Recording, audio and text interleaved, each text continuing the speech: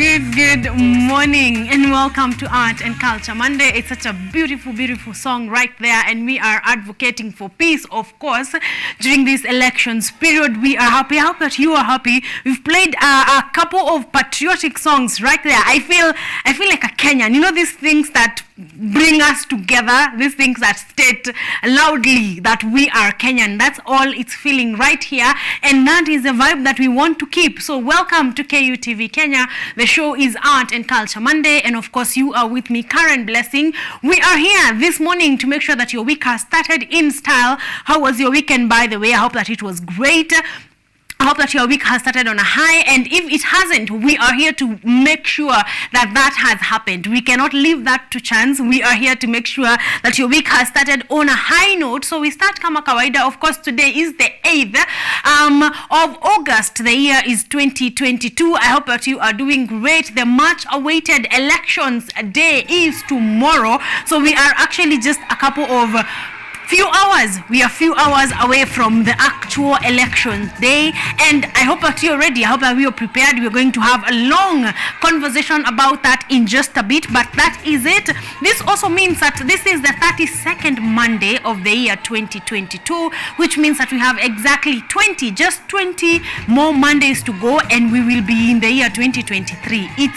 Honestly, it feels ridiculous at this point. I feel like January was just the other day. Now we are in August and days are running by. So I hope that you're doing good. I hope that you are keeping, you're using your time well, that you're keeping time wherever you are at, that you're using your time well and accomplishing whatever it is that you had set for the year 2022. So that said, welcome to Art and Culture Monday. We are ready to start kama kawaida. We have an amazing topic of discussion that we are going to be discussing with you. Of course, we have our traffic updates, COVID numbers. Then we have our guests today that are going to blow your mind. We are talking all matters peace. Yani leo, all we are preaching is peace. So kindly stick around for that discussion. We are going to be here from now all the way to about 10 a.m. So stick around. Our lines are open 0739110544, 0739110544. That is our SMS and WhatsApp line. Feel free, text in, tell me how traffic is doing wherever you are at. Be ready, stand by to contribute to our topic of the day. And of course, just let me know how you are. I'd love to know how you are right now. Also, our online platforms are open at KUTV Kenya and at Karen Blessing. We are also streaming live on Facebook right about now. So we are streaming live on Facebook. So unaweza kimbia pale, look for KUTV Kenya or my page Karen Blessing. You're going to find that link, and you can be able to comment very quickly, and I'm going to be getting to them in just a bit. So right about now, let's get our show on the road. We are starting with COVID numbers or traffic updates. COVID numbers, yes, let's kick off with COVID numbers. We want to know the COVID situation in the country. We want to know what is happening basically. How is the COVID situation in the country? Are people still contracting COVID-19? What percent are we what percent of positivity rate are we at right now? So I want us to get to that in just a bit. But even before we do that, can we remind ourselves, national anthem? I think this has become part of our national anthem, to wash our hands, to sanitize, to, of course, keep social distance, to wear your mask, especially if you're in crowded places. And hey, can we say congratulations to ourselves, because we just finished the electioneering campaigning period, and the numbers were actually not as high. So I think we should clap for ourselves kidogo and just say we did good. We did good, because not many of us have been contracting COVID-19 in that whole campaigning period. So we are doing well. But now that that is over, we can do even better. So let's get to our COVID updates and new cases. We had 20 new cases as of yesterday from a sample size of 1,244 people. This brings the positivity rate to about 1.6%, which we have done better, so we can still go ahead and do better. The recoveries, the total number of people that recovered are 44, and so far there have been no recorded deaths, which is really, really good news that we are not losing people to COVID-19 anymore. The cumulative tests are now at 3,832,575 people, which means that also the confirmed total cases cases so far are at 337,853 people. The total recoveries are at 331,830 people. So that is good. We are recovering as fast as, as fast as people are contracting COVID-19, they are able to seek medication and recover. Cumulative fatality so far has been on a standstill, and we are praying that it stays at that, at 5,672 people. Those are the people that we have lost to COVID-19, and we are praying that, we don't add to that number, that remains as it is. Also, I think this is also a good time to remind you guys to get vaccinated. If you have not been vaccinated, please go ahead and get vaccinated. If you went for your first vaccine, then you thought, there's no need for a second one, please go ahead and get that one as well. If you need a booster shot, if you're feeling like your body, you went for a first and a second, but you're feeling like your body is not behaving as well, please go ahead and get vaccinated, okay? And especially if you're traveling outside the country, I actually think it's now a requirement. You can't travel anywhere outside the country without being vaccinated. So please go ahead and get vaccinated. I think that is about it. Matters COVID-19. Please take care of yourself. We need you around. So do everything that it takes, everything that is in your power to make sure that you're not contracting COVID-19. That said, we want to move along because we are laying foundation for Art and Culture Monday. So right about now, we want to take a look at our traffic updates.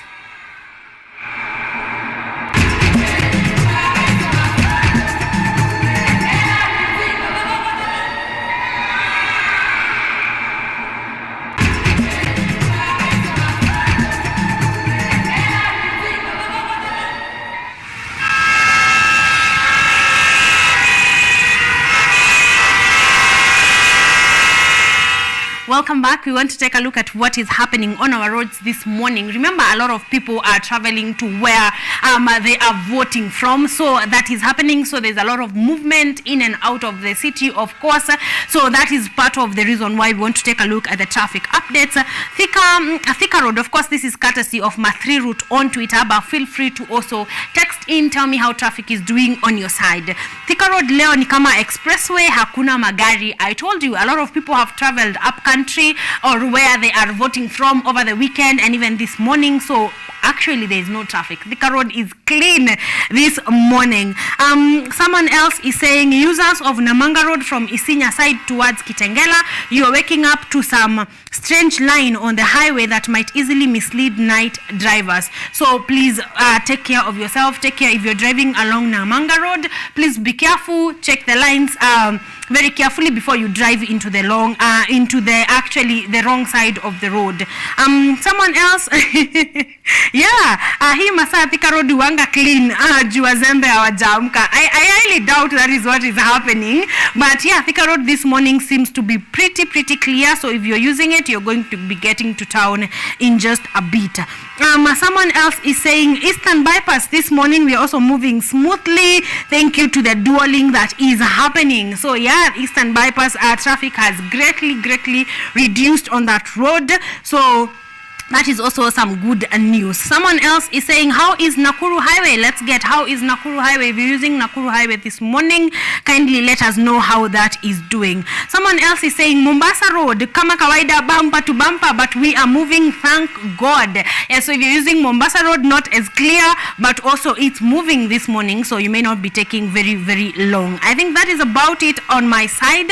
But feel free to tell me how traffic is doing on your side. If you're headed away from the CBD or into the CBD, let me know how that is going. Also, as I mentioned earlier when we were starting, people are traveling to where they are voting from. So most people are traveling up country, of course. So this is the right time to call upon the stakeholders of the public transport and even the private sector, because not all of us are using public transport.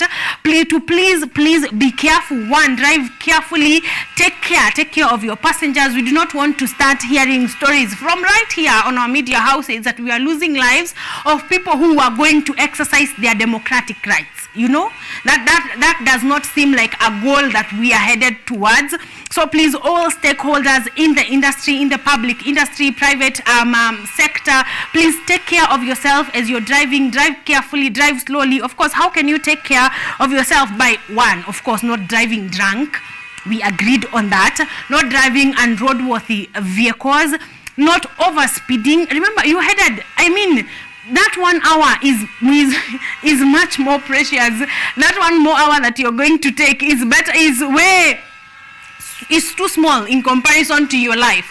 So allow yourself to take that extra hour, that extra 30 minutes to get wherever you are going, but do not overspeed. Of course, also, let's report. Can we be very vigilant to report careless driving? If you feel like your drivers, in the matatu or in the bus you are in are driving carelessly, feel free, shout, because they are putting your life at risk. So please shout and get help wherever you can, because we want to keep all of you safe. So as you drive up country and back, because there is going to be a lot of movement in the course of the week for people driving who have just 1 day off, so they have to drive to and from.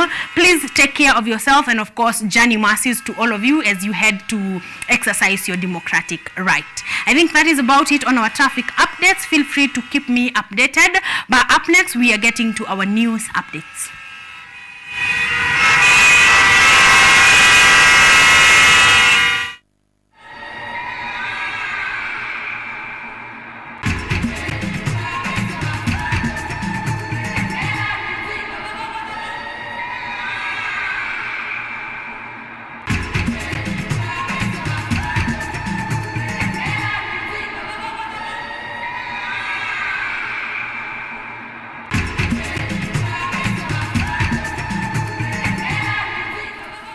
Welcome back, ladies and gentlemen. I hope you're having a fantastic morning. We are just laying foundation for Art and Culture Monday, and it's about that time we have to let you know what we are talking about. This morning, we are all about civic education on matters voting, because because you've been here, you are a citizen of this country. Voting is happening tomorrow. Elections are happening tomorrow. We have been waiting for this day since the beginning of the year. We have been counting down from 100 days, and now we're just a few hours away from the actual elections day. But we also discovered that spoiled votes are one of the major issues that happen, because people do not know what they require, they do not know the process, they do not know how to even vote, how to actually vote. They have been registered and they do not know how to actually vote. So this morning we want to take you down. We want to give you a few tips. We just want to keep you informed, to let you know everything that you need to know about the elections that are happening tomorrow. So my question to you this morning is, what do you need to know about elections that are happening tomorrow? What do you need to know about the elections that are happening tomorrow? Of course, I'm going to assume that if you're asking this question, you're a registered voter, that you are a voter that is actually ready to vote tomorrow. But we are all open. This morning we are open to know, what do you need to know about the elections that are happening tomorrow? Okay, so those are the questions I'm going to be taking. I'm going to be taking you through some civic education of basic information that you should have by now. So stick around. If you don't know how to go about tomorrow, I'm going to be giving you everything that you need to know about tomorrow. All right, so but right about now we want to get to our news updates. Know what is happening in the country, final things on what is happening on this electioneering period as we close it, and then we are going to go back to our topic of conversation.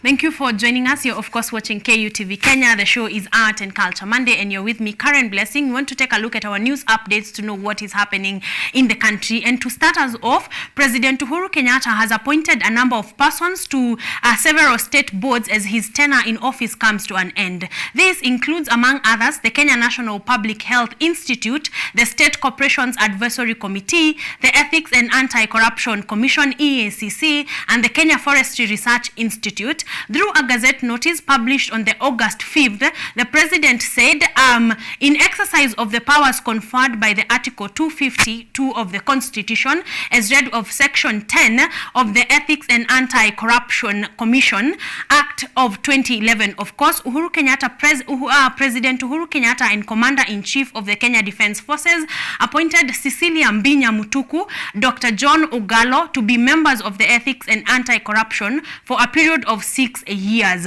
Others appointed by the head of state, all to serve for a period of 3 years, are Linus Gitahi as chairperson of the Board of Directors of the Rivertex East Africa Limited, Dennis Awori, a member of the State Corporations Advisory Committee, Donald Apollo Kokanya, a non-executive chairperson of the Board of Directors of the Kenya Board of Mental Health, John Waithaka, non-executive chairperson of the Kenya Forestry Research Institute, Nabila Kambai, non-executive chairperson of the Kenya Tissue and Transplant Authority, Robert Mwangi Karaoke, chairperson of the Kenya Water Towers Agency Board, Geoffrey Gitu, non-executive chairperson of the National AIDS Control Council, among others.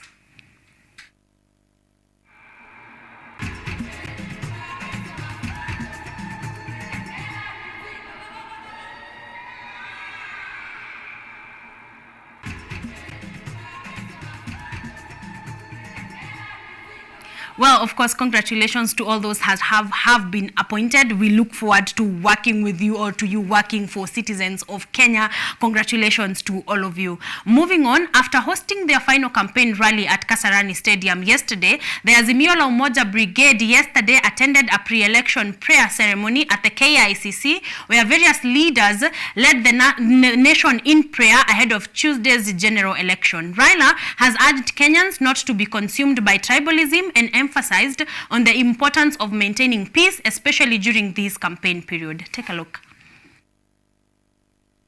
Azimio la Umoja's flag bearer Raila Odinga, while attending a pre-election prayer ceremony at KICC Nairobi, assured Kenyans that his government will fight against corruption, stating that corruption is one of the main hurdles negatively affecting Kenyans' lives and hence needs to be addressed promptly.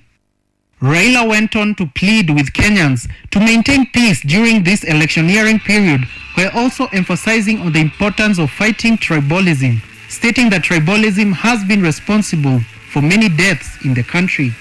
The ODM leader also implored Kenyans to turn up in droves to vote on election day, as this will be their only chance to make their voices heard and to vote in leaders with their best interests at heart.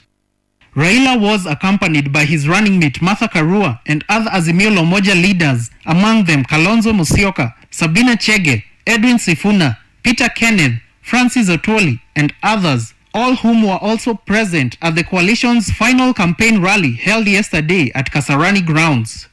Over 22 million Kenyans are expected to participate in Tuesday's general elections, and with only hours left, Kenyans remain hopeful that the process will be free, fair and peaceful. Irongo Kagoda, KUTV, Nairobi. Moving on, still in matters politics, Deputy President William Ruto yesterday attended a prayer service before general elections on Tuesday to pray for peace after and offer thanksgiving in Jesus Teaching Ministry Church in Kayole, Nairobi County. Apostle Peter Manyuru led the sermon, and ANC leader Musalia Mudavadi and Nairobi Governor aspirant Johnson Sakaja were among the leaders who attended the service. After the official closing of campaigns on Saturday, Deputy President William Ruto on Sunday attended a prayer service before the general elections on Tuesday at Jesus Teaching Ministries in Kayole, Nairobi County. The sermon was led by Apostle Peter Manyuru of the ministry, who urged Kenyans to avoid being used in political wars, especially the youths.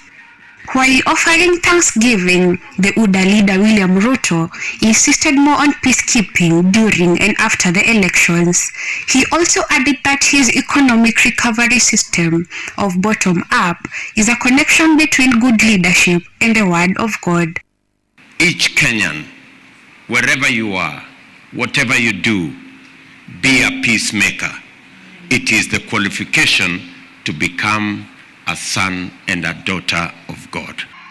His sentiments were echoed by the leaders present, including ANC party leader Musalia Mudavadi and the Nairobi County Governor aspirant Johnston Sakaja, who also attended the service. Let us commit to peace. We have committed to peace through our leader, Dr. William Samoei Ruto, and we encourage all Kenyans to equally commit to peace as they cast their vote. Salimia jirani yako. Mwambie weka amani. Weka amani. The prayer service was concluded with the final prayer on all the leaders present in the church by Peter Manyuru as the country prepares for Tuesday's polls. Nyambura Kabura, KUTV. Moving on, different organizations and leaders across the country continue to intensify their call for peaceful campaigns for a smooth and peaceful election transition and before and after elections, following reports that tension was mounting in areas mapped as hotspots. Bentura Kwamboka with more.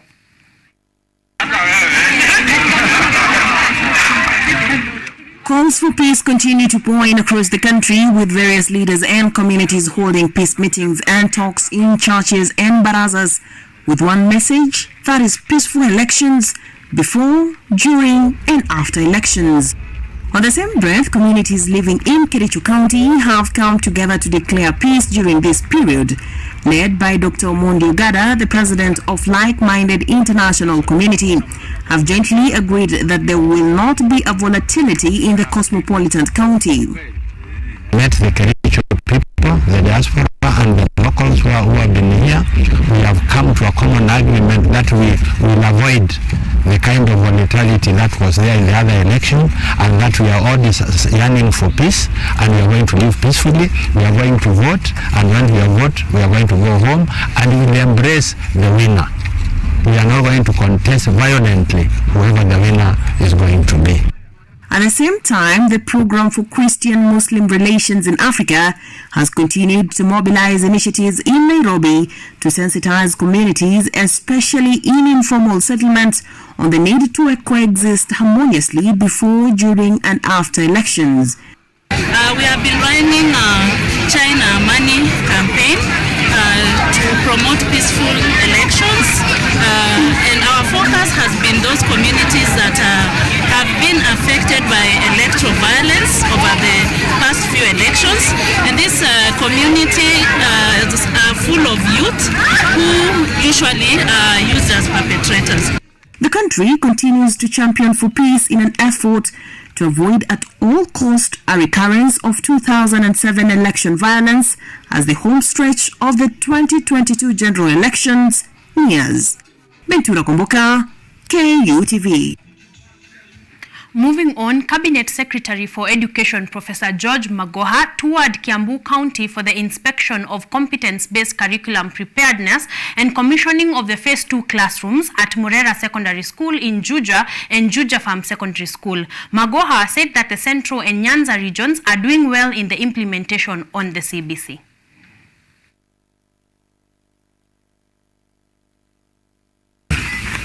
Our team have agreed to work across the nation to continue building and inspecting. We are here in Kiambu. They have moved up to 71% now. 74%. In Kiambu here is one of the largest counties, is at 74%.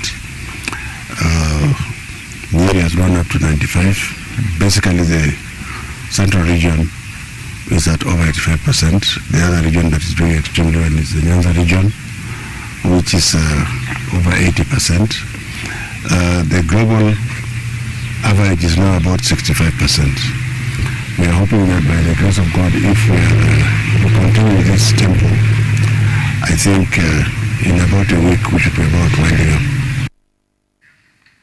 Moving on, in a 3-acre land in Kitisuru, Nairobi County, we find private horses used to train horse riders and also to be taken care of on behalf of owners. The land, which is commonly known as Forward Equestrian Center, attracts many customers, especially from the high classes. Take a look. Forward Equestrian Center was started 2 years ago by a horse addict who wanted to expand this industry to more horse addicts with the intention of earning a fortune from the business that mostly attracts the high-class customers. There are a total of 25 horses bred in the center, where 6 are used for training the customers on horse riding. Isaac Mwangi, a trainer, says that they mainly breed the horses through breeds of horses that are the most suitable for horse competition. Sifa za thoroughbred ndio inatumika sana for racing, so naturally iko strong na inaweza work for extra hours. Inaweza fanya kazi kisawasawa bila kuchoka. In the center, each horse is allocated its own room and personal items such as saddle, brush, bridle, and other personal items. The sports feed for horses to participate in competitions and trainings is also available in the center so as to facilitate a smooth run of important activities. The horses are also showed to avoid cold when walking or participating in sports. Forward Equestrian Center has a horse nutrition schedule created with the help of their horse doctor. Each horse has its own feeding style that suits it, but the farm manager admits to an increase in the cost of feeding the horses. Mambo ya feeding. Kama farasi yako na mwili mbaya, tunampatia chakula mingi kidogo. Anaweza kula 6 to 7 kgs. So ni asubuhi na jioni. Yeah. Kama ako huyu akuli mingi, so mwili yake iko ready. Sasa huyu anataka tu kitu ya kumleka energy. However, horses require a very high level of care to ensure they are in good condition for a competition and riders' comfort and healthy too. According to the Hack Medical Association, extra attention on vaccination of horses' diseases, rabies, tetanus, and horse fever is needed. Medication si necessary, sana ile kitu tunafanya tu ni deworming na si pesa mingi, ni 2,500 kutalingana na vet wako. The aim of Forward Equestrian Center is to make horse breeding fully private, where they will take care of horses owned by other people without allowing those with no horses to use them. Stable iko na farasi private. Private ni kumaanisha wewe mwenyewe unaleta farasi tunakutunzia hapa. Yeah, tunaiangalia kwa kila kitu. Daktari, chakula yake, yeah, na hata training. 2 years later, the benefits of their horse business is evident, not mentioning specific amounts to it. Mwezi moja kumwangalia bila training yoyote ni 40,000. Training ni extra. So yeah, per training session is 3,000. They started with only 2 horses and are now proud to have employed 17 other staff members who look after the current 25 horses. Nyambura Kabura, KUTV. Moving on to matters agriculture, a land use management system of growing trees together with crops is said to be beneficial to the young farmers in the country. Participatory Land Use Management Association, PELAM, has given a clarion call to the farmers to embrace agroforestry, considering its benefits. Amidst the tough economic times and food scarcity, farmers are challenged to adapt agroforestry in the farms. Having a natural comfort of good air condition is something we all need. Kennedy Ngoma's farm is modeled on agroforestry with grown trees, a banana plantation, maize fields, and fruit trees. The agroforestry farmer, being a beneficiary of a project that brings together tens of thousands smallholder farmers in arid and semi-arid parts, has discouraged the growing of soil water depleting trees like eucalyptus. Kwa sababu ile majani ya miti, wakati yenye nimekata miti ama nimeng'oa miti ama nimefanya pruning, hiyo majani naweka kwa compost, natengeneza manyiwa, hiyo manyiwa naweka kwa shamba ya mahindi, shamba ya mboga. According to the program officer, Ms. Mary Irungu, agroforestry has been well known in many traditional contests since a very long time. She advised county governments to channel more investments and resources in agroforestry. Among the benefits of agroforestry is on soil fertility management, increased food security among smallholder farmers.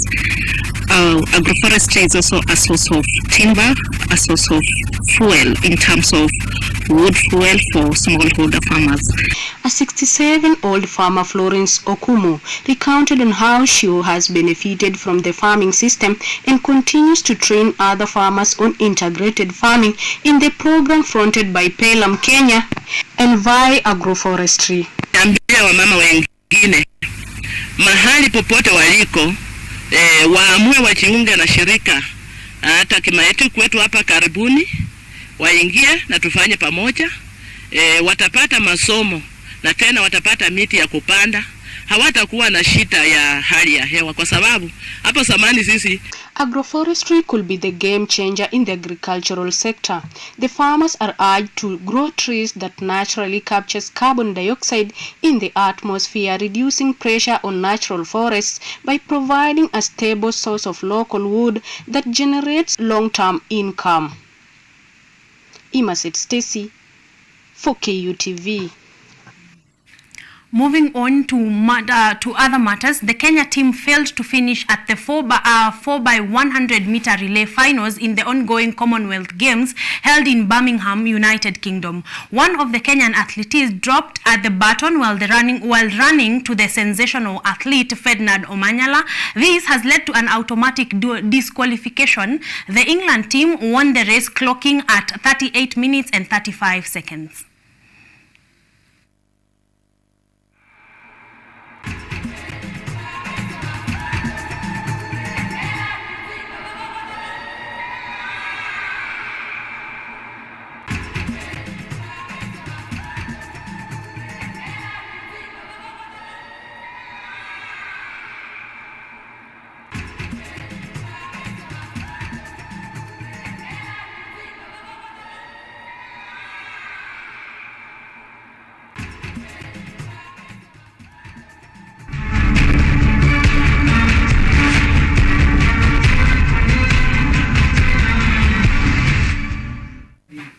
Welcome back, ladies and gentlemen. We are done with our news updates, but not to worry because more updated pieces will be coming onto your screen. So stick around KUTV Kenya. We are going to be telling you what is happening, especially now that we are getting into voting tomorrow. So we will keep you updated every step of the way. Moving forward, we are having a conversation today. We are discussing on civic education, and the question of the day is, what would you like to know about the elections that are happening tomorrow? Of course, this is as a voter, as a citizen of this country.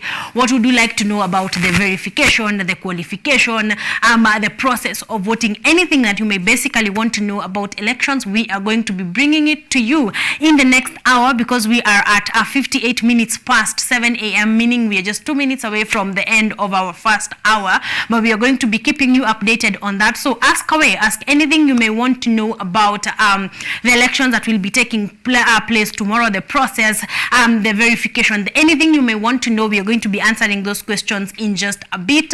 And also, when we come back, we will be joined by our first guest. So stick around. They are ready basically. So stick around. I'm going to see you on the other side of the break.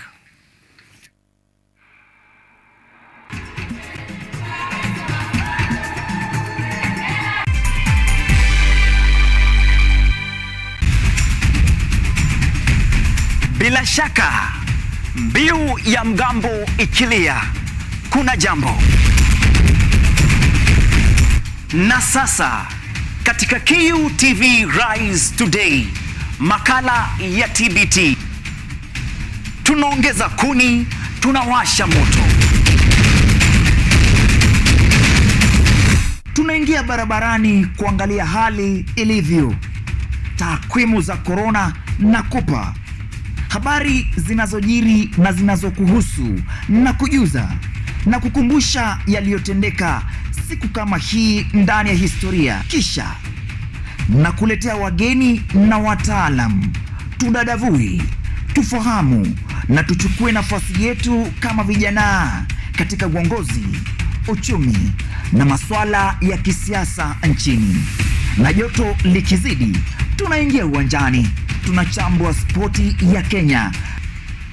Ni kila Alhamisi saa 1 hadi saa 4 asubuhi, nami Vincent Maina almaarufu Ojwang mtoto wa Mariam, ndani ya KUTV, a new experience.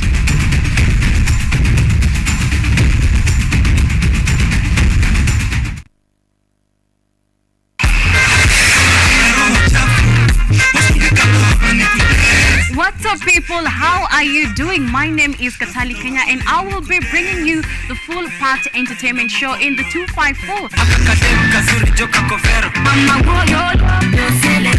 Talk about trending topics on the industry 411. When these people were doing the things they've been accused of, was I there? We're bringing you the biggest, upcoming and sizzling artists in East Africa coming through. So then I got a call from Shafiweru. And he asked me, wewe, unataka kufanya radio ama ni nini? Nikiwa solo artist, nilikuwa careful. The biggest concerts and events going down in East Africa.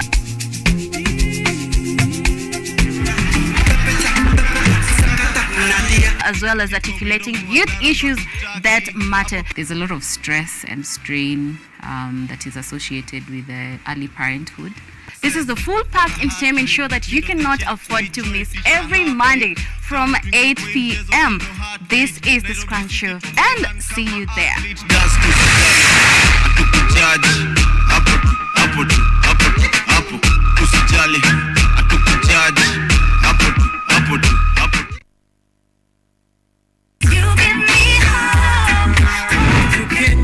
This is my jam down.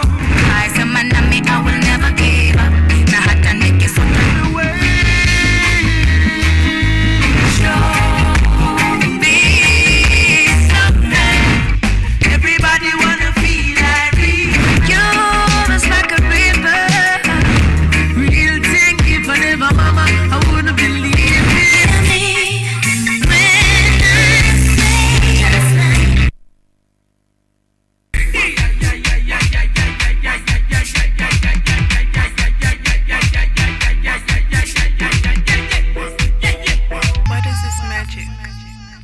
That magic. Somebody call 911.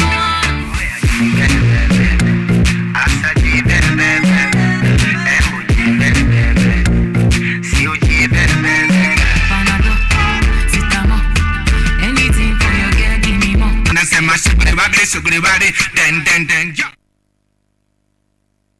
I am an open-minded person. I like learning new skills, new ideas. I plan to work harder and push myself to become better and better every day.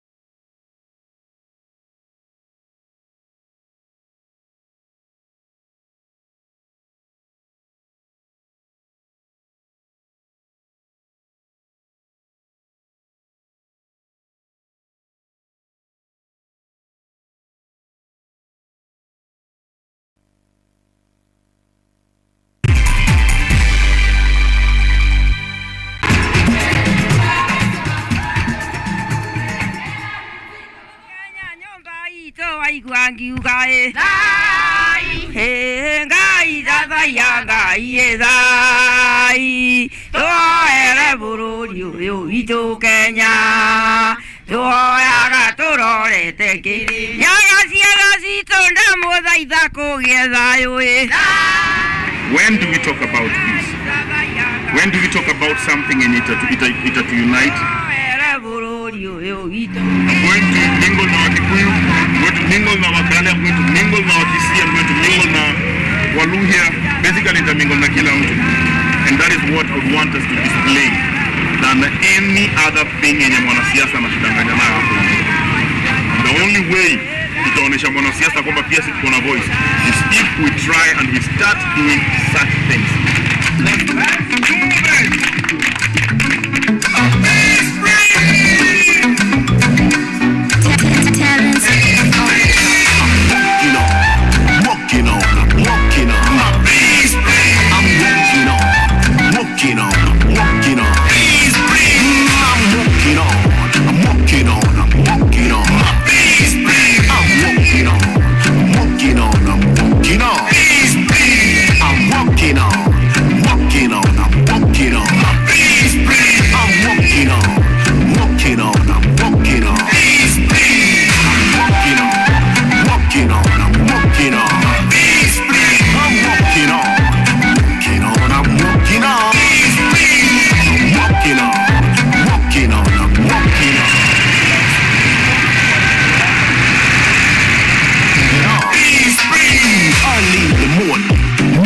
I look good and of course I feel good. I'm 1 in a million, enjoying this wonderful day, spectacular. What that time? There's freedom living inside of me. Pass a smile if you wanna be a part of it. I'm happy to see these brighter faces. Feels like one big family. Unity, laughter, peace, unity. Where I'm from and every place I go, I eat, I sleep, I talk, I walk, and I drink. I'm walking on, walking on, I'm walking on. Walking on, walking on. I'm walking on, I'm walking on, I'm walking on. I'm walking on, I'm walking on, I'm walking on. I'm walking on, walking on, I'm walking on. I'm walking on, walking on, I'm walking on. I'm walking on, walking on, I'm walking on. I'm walking on, walking on, I'm walking on.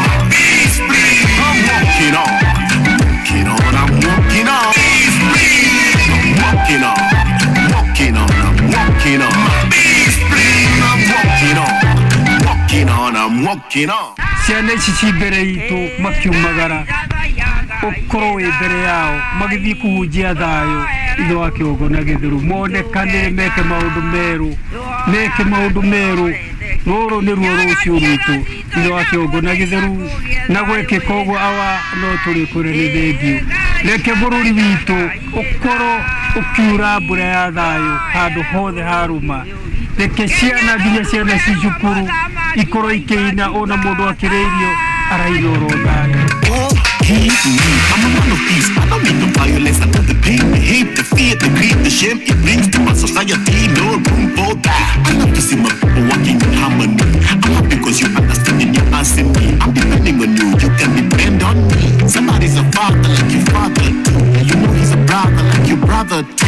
She's a sister like your sister too. And I support we all need somebody to turn to. Humanity, laughter, thank you, peace, and bring unity. Where I'm from and every place I go, I eat, I sleep, I talk, I walk, and I drink. I'm walking on, I'm walking on, I'm peace, I'm walking on, I'm walking on, I'm walking on. Piteni makofi mzuri.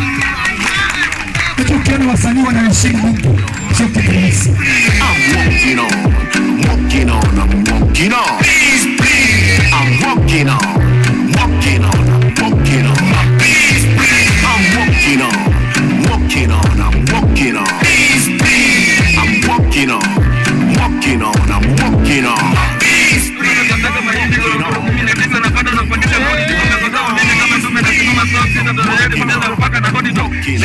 walking on, I'm walking on, walking on, I'm walking on.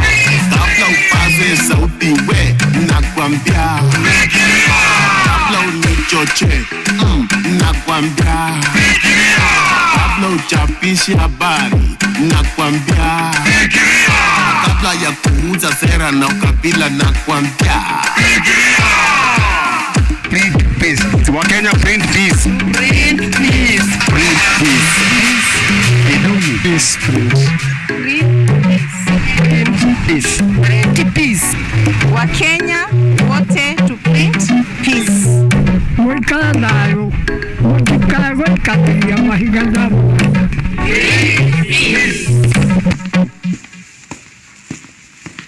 Well, welcome back to Art and Culture Monday. You are with me, Karen Blessing. You are, of course, watching Art and Culture Monday. The video that you have just seen, or the performance that you have just seen, those are our first guests of the day, and they are already here.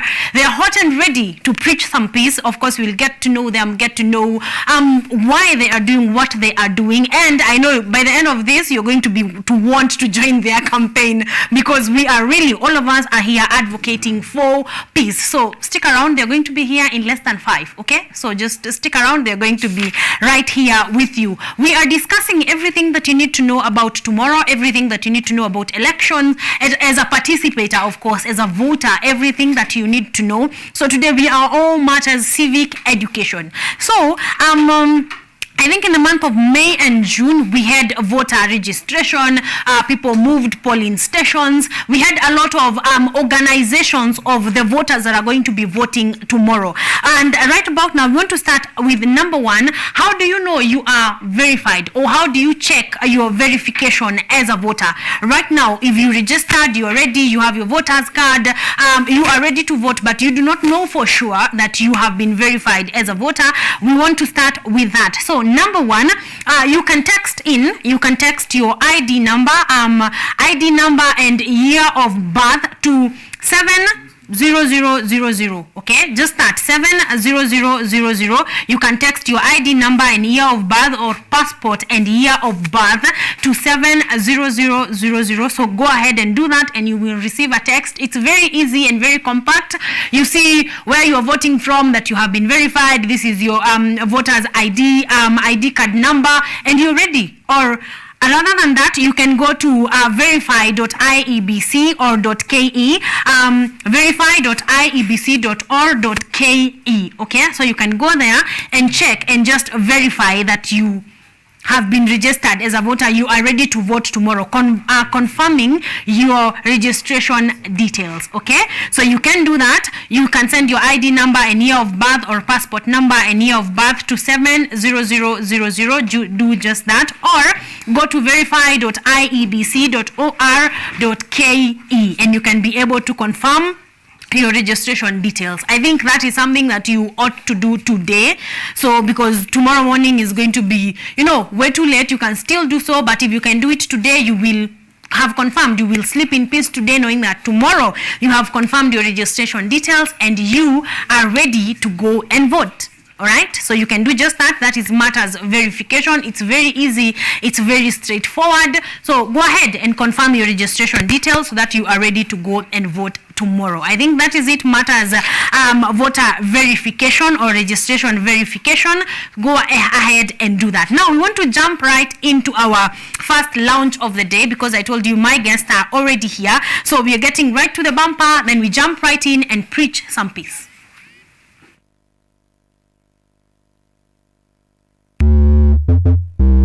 Fellow Kenyans, this is my country. Today you have a chance to make a decision.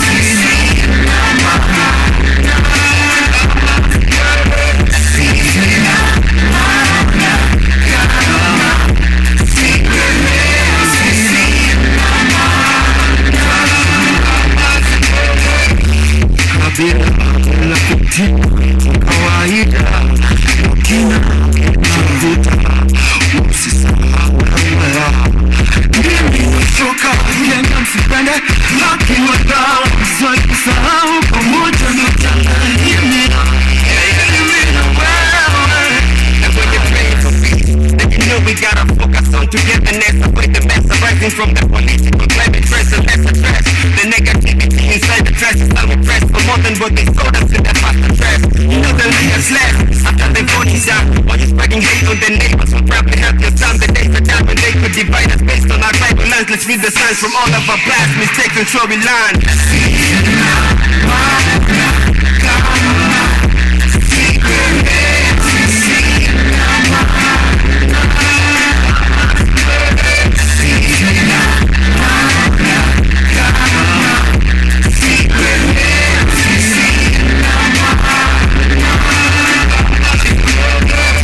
Juliza kwanza wewe ni nani? Nusu mtu nusu nyani ama nusu tumbili. Usisahau umezaliwa na wazazi wawili, ukapewa akili ya kutafakari jambo kufanya nini mizuri. Una macho mawili ya kuona bado kutembea na miguu miwili. Isitoshe na masikio mawili ya kusikia nachokisema, naomba ukinakili.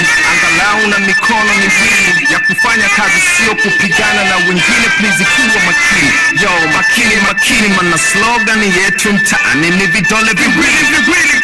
My eyes stand there watching people fighting, but when I close them, you see my ears with hate speech. Please remember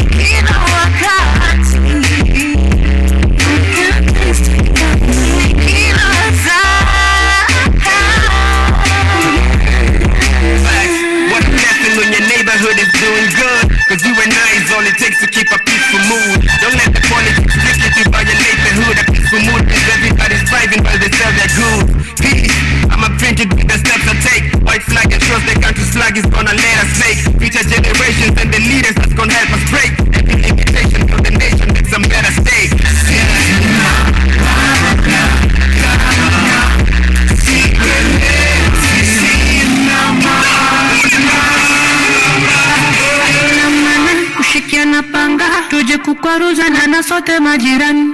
Tunajitamba kabila unatamba, vita vya wakubwa tunapigana kwa pamoja. Yeah, nchi na nyumbani kwako na shida kipange kila kukicha. This time we can avoid it. Let's come together, we need each other. And there's upendo all over amani number moja. Some really simple things that tufanya tuchis tuone kama kunde. Yo honey you wapi, really insist tupigane kwa streets. Hayuko Dubai ndio we sasa tunajanjaruka, tunataka kujenga jinsi ya kuivunja. Hatutaki kutumika. One nation, one love.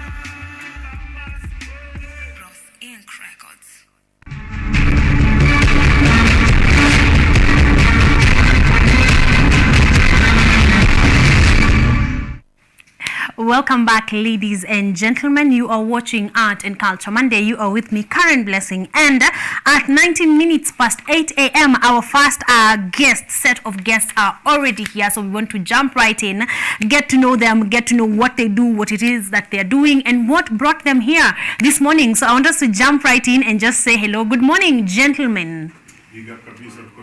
Yes, how are you guys doing? We're fine. Mko salama? Monday kuamka ni shida ama, is workable? Depends, yeah? Yes. So this one is easy compared to other. Exactly. True. We are ready for a lot of quite a kiasi holiday hapa na pale. But we are thankful. Thank you for joining me today in studio. I want you guys to say hello. You know, you can just jump right in and, you know, without introductions. So please. Yes. So please say hello to guys at home. Tuambieni nyinyi ni kina nani, for people who have been living under the rock, because I really don't know who doesn't know you guys. But you know, just to set the pace. Hey yo, it's your boy Party Woman ndani yake cha Party Kizi na Mudu. It's your boy Party Woman ndani yake full stop. Done. Yo, this is Jasper. I'm rapping for Dandora. I'm in the house today. Thank you for having us. You are welcome. You are most welcome. I want us to start kama kawaida. Of course, remember, we are pioneering for peace. We are pioneering for peace in this period, especially now that elections is tomorrow. So, ladies and gentlemen, we want to have, you know, artists, because this is Art and Culture Monday. So, what are we doing as artists, as part of Art and Culture Monday, to ensure that there is peace in this electioneering period, that there is peace as we vote tomorrow, there will be peace after tomorrow, there will be peace after the results have been announced, but there will be peace. So we want to know, Paddy and Jasper are here to just let us know what part are artists playing in ensuring that there will be peace tomorrow. Let's start to kama kawaida kiasi tu, Paddy, just for kupatia mtu background information. How long have you been in this art industry? Personally, I've been kwa industry for a while now. Yeah. I started kitambo sana. I've done pranks. Yes. Nimezungua watu in Nairobi. I've done radio, nilikuwa huko. I've done TV shows. Yes. I've done things like kina Inspector Mall. I've done a lot of comedy, and then nikakuja stabilizer, nikakuja kufanya more on parodies and more comedy. And now here we are. Yeah, I think I actually knew you from parodies, like the when you hulishika, like, you know, Paddy is a household name. We are ready, and I love it. One, can I just say thank you for making us laugh? Thank you for, you know, passing information to kiwa tuna feel in a very nice vibe. I actually like it. Jasper, ulipatana na Paddy wapi? Tuanzane hapo. Paddy, I was nilikuwa na work Mombasa. I think, and then Paddy alikuwa event flani na pia nilikuwa nafanya show huko. Yeah. So we met with him there. Then he liked what I was doing and he said, come to Nairobi, let's see what we can do. So yeah. So you came all the way from Mombasa to Nairobi. Are you happy that you made that decision?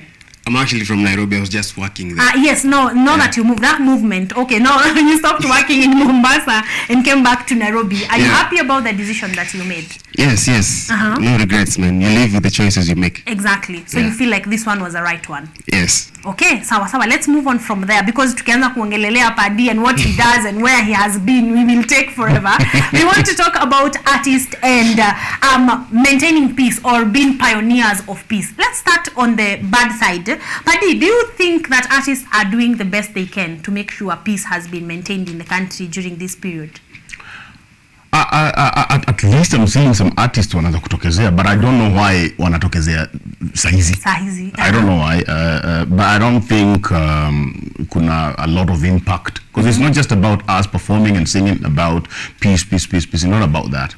Because you see, the politician ametembea door to door, going to influence people, going to influence their minds na kila kitu. It's not just about the caravans just kwenda kule nje. Yes. So I think also artists, we are the strongest. Yes. Otherwise, I always tell people kwamba artists, every single thing that a politician is using hapo nje, an artist ako joined kwa hiyo kitu. That stage yenye anatumia, there's an artist pale. Yes. The songs yenye anatumia hizo theme songs zake, the suit yenye anavaa, the coloring and everything, set management and everything, even speech yake, an artist has to go through it. Yes. So that means we have a voice hata kushinda these politicians. Yes. But the problem is we don't speak out. We don't speak out. So I don't know why only artists anataka kutokezea. We have influential names. I don't want to mention. We have watu wenye hata wameonekana na awards Africa, the people wenye wanajiita presidents wa different categories za entertainment, and the kings. but you don't see them. You don't even hear voice yao pali popote. So I don't think artists wamewak ile ya kutosha. Wamewak hard enough. And we have actually even forgotten to mention we have artists that have gotten into politics. Yes. But once they do, that side of them being an artist kinda like, you know. And we've been disappointed. Yeah. Mimi msanii, I don't believe that even the artists when walitudanganya kwamba tukiingia this and this and this is going to happen. Yeah. I don't see them even doing at a social hall. Yeah. I don't see them hata kama wanainua vijana wenye kwa arts. Exactly. I don't see anything tangible. Just acts. Exactly. Just words and words and words to the end of the world. So we could do better. That is the. I believe so. Yes, I believe we can actually do better. I believe Jasper, when you were mlishikana na Padi to come up with the movement that is Peace Print, what was the first thing that came to your mind? For me, I always think about responsibility and what it means to be an artist. Like me, I was raised in Dandora, so peace is like a 24-hour requirement. You or say the fights there are usually normalcy. Common. It's very common. Yeah. So for us, we've been preaching peace from a long time. But I think that's the thing that connected us, because that's all my music has been about that for a long time. Yes. Yeah, so for me, I would say responsibility. If you have a platform of any kind, I think that you have to be responsible for the way that you're using it. Exactly. Yeah, and I know Kenya is not really, artists wengi wanapenda tu hizi unajua tu Nairobi Diaries. Nairobi Diaries content. Hizo ndo vitu wanapenda juu zinawavutia. Yeah. Yeah, so I wanna perpetuate more than the actual responsibility as artists. Yeah. So then this would be my question, Padi. What exactly is the role of an artist in peacekeeping? Because it's not just elections. We have had fights because of very different things. But what are the role, or what is the role of an artist in ensuring that peace has been kept in any kind of context? I think Waswahili wanasema msanii ni kioo cha jamii, si ndio? Naam. Yes, and I don't think it's only time ya election peke yake. Yes. Best way to keep peace is to make sure that people have nothing kwa akili yenye inaweza kawapeleka kwa violence.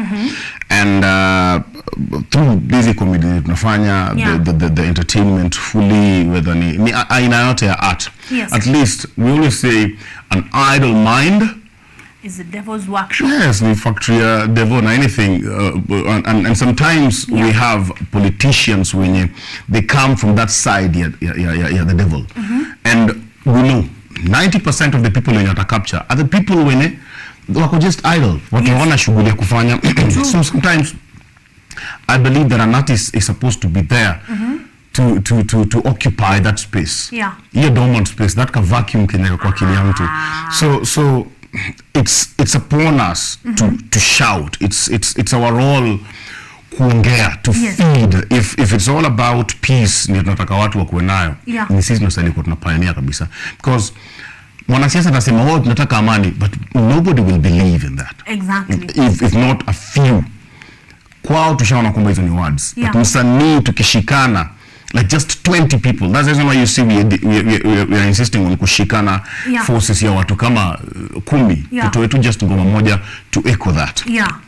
I mean, so and then I think that was a perfect answer, because I think the number of, if you could term idol Kenyans that we have is way, I think there is a space for every artist to come na wimbo ya kujaza your space, because we are way too many. We have like a lot is going on economically, watu wako stressed, so there's a lot of vacuum happening, so they tend to consume anything and automatically. And I think that's the reason why you see hata mwanasiasa kikuja, he comes kama an artist, hata come na nguo za kiswag, hata kama na gari fulani ya kiswag, unaona atakuja na storytelling, hata kama na music, you see that he will come na dance na vitu kama hizo. That tells you shughuli yetu ni mtu mwingine anashika.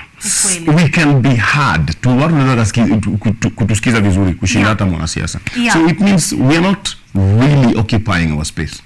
Yes. Exactly. So that means in this electioneering period, because now this is what we are talking about, wasanii wangeanza hizi vitu at the very when the politicians were told go, elections have now campaigns have started. Hiyo ndio ilikuwa time ya wasanii, like to go with them, to occupy their spaces. Even before. Or even before. Even before, because without peace, manze, hata sidhani kama election inastahili kukua. Exactly. Yes. So like nothing, I don't think there's anything that is worth someone's life, not even an election, not even democracy. You know, let's move on kidogo and talk about peace print. One, I want you to tell me what is peace print. Like, you know, kwa watu wenye kadhaa wenye hawajafikiwa bado, you've seen this challenge everywhere, all over TikTok, Instagram, YouTube, but for a person mwenye bado anashanga, what is this peace print they are talking about? Peace print, number one is we met a lady called Doreen Kirote. Yeah. And she wanted me to be an MC kwa event yake. And after kukaa chini for long tulikuwa zile za, so this is going to be just a peace event once naisha hivyo, because they wanted also to launch something. So we're like, can we do something better than this? So tukakuja on let's do something bigger. So ndio tukaangalia every single person mwenye anatoka kwake. He goes ama she goes mahali pengine na anachafua, alafu anarudi kwa ile pilo yake tu, yeye ako sawa lakini kule ameacha michafuko. So it's all about your steps. Pali nimetoka saizi nikienda, am I going to leave it better ama nitaiacha kama iko worse? So your steps, tulikuwa tunasema kwamba pali popote unaenda, wacha kama umeacha nyayo zako zikiwa sawa. That's the peace print. So anywhere you go, it's not just singing peke yake alafu tukimaliza hapa tunaenda kupulana mangumi. You understand? Ama tunaongea hivi, tukitani hivi, tunaongea hivi vingine. We want everywhere you go, all about peace print. So peace print ilianza hivyo. And it has grown kabisa. We've not had anyone kama sponsor. And we've seen peace print going all the way to mpaka different countries. Tumeona watu wakiturushia mpaka videos, and people are asking Kenyans wakuwe na mambo na peace, and they're giving us the hashtag imeenda sana in TikTok, is over karibu 2 million. And ina flow vizuri kabisa. Juzi tumekuwa na one of our ambassador amekuwa in Switzerland and just about Doreen mwenyewe. And tumeona ikisukumwa huko, because the entire world imeweza kujua kwamba Kenya iko na election, and through the initiative Peace Print, people want to respond, and people want to be a part of asking Kenyans to make a peace. So Peace Print imekuwa tu hivyo, and it's a door to door, heart to heart, soul to soul, mind to mind kind of an initiative. It's not just about us displaying, it's about people, Kenyans, waongeleshe Kenyans wenzao. So that's the thing. We want by the time election inaisha, the entire country tukue tumeipaka white na miguu zetu na nyayo zetu. Line za kura na kila kitu. Exactly. To maintain peace. Wow, amazing. Jasper, what is the one message like about Peace Print? Now that you know it's moving across the world, everywhere. What is the one message you really want people to get? Because we have been having these movements. Probably we are doing better now than we did in 2007. That is definitely like given. We have done so much better than we did in 2017. But what is it about Peace Print? Ni nini unadhani watu bado hawajasikia that they need to hear so that hatutatokea hizo outcomes that 2007? For me, I can say election is just one day. So I don't see the need for you to use one day to destroy something you've taken 5 years. To build usually takes a long time. To destroy is kumoja tu. Unaget. So for me, I would say we have to focus more on togetherness. Even when you're voting. If you select your person, pigia mtu campaign. You select your person based on your own thoughts.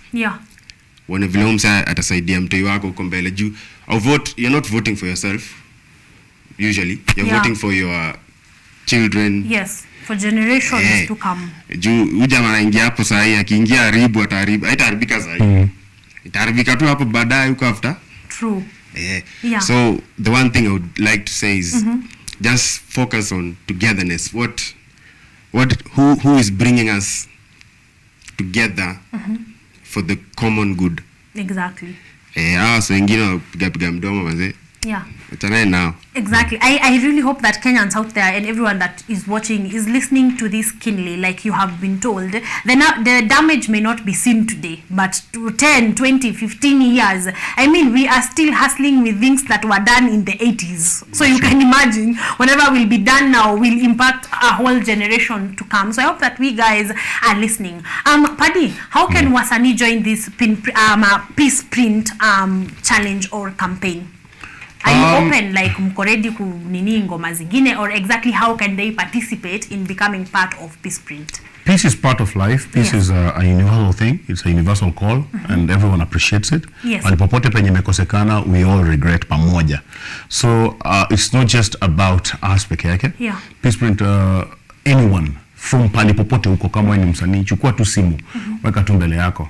Ongelesha Kenyans, hata kama ni 5 seconds or 10 seconds, 15 seconds. Yeah. Just talk to Kenyans today, and then just waambie kwamba hivi na hivi na hivi, this is what ningetaka, and then malizia na print peace. Just malizia hivyo. Yes. That is the best way and the simplest way anyone anaweza kaingilia. Because we say this, we don't right now tukikuja hapa tumekuja na matatu. Yeah. Okay?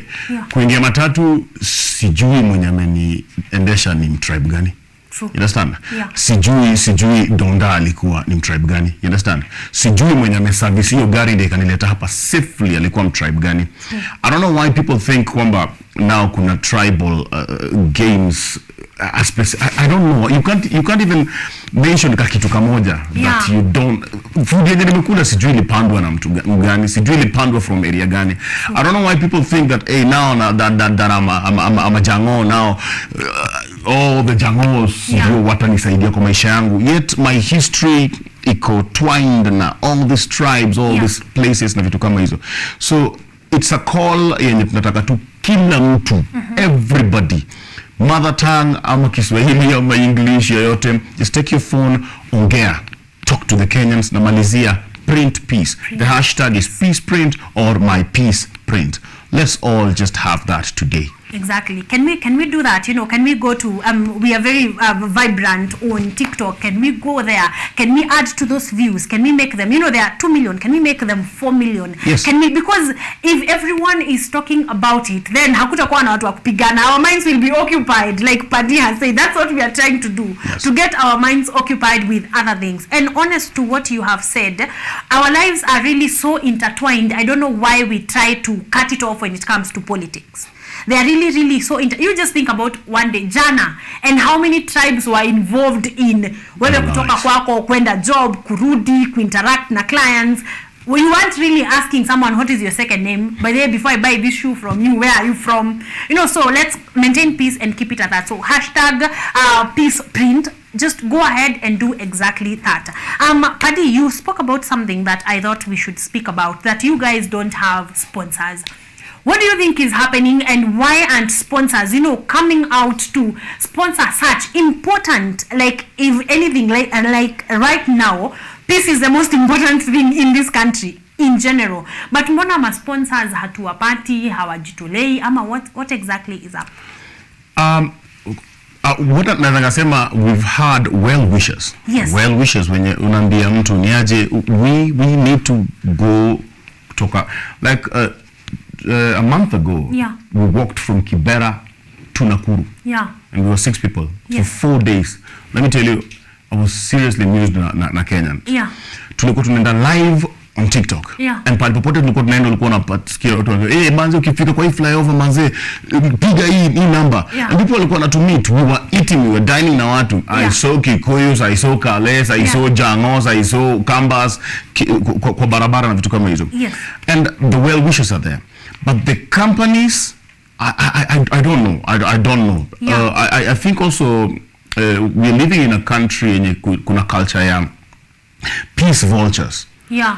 The people wenye wanangoja tu wakati wa campaign hiyo ndio time sana wanataka kuleta sasa campaign zao za peace, and they know how they're going to maximize from it in terms of pocket. So pia wameharibu sana, but it doesn't have to stop you, because yet our initiative to make it more on personal. So it is not going to brag to like just stage to fanya vitu kubwa. No, we just want people, it's more of a phone na face yako and your voice and that hashtag, even if you can't talk, you know, you understand, just sambaza. We want the hashtag ijae kushinda hashtag ya mwanasiasa wote. We want the videos zijae, we want to trend more than those wanasiasa.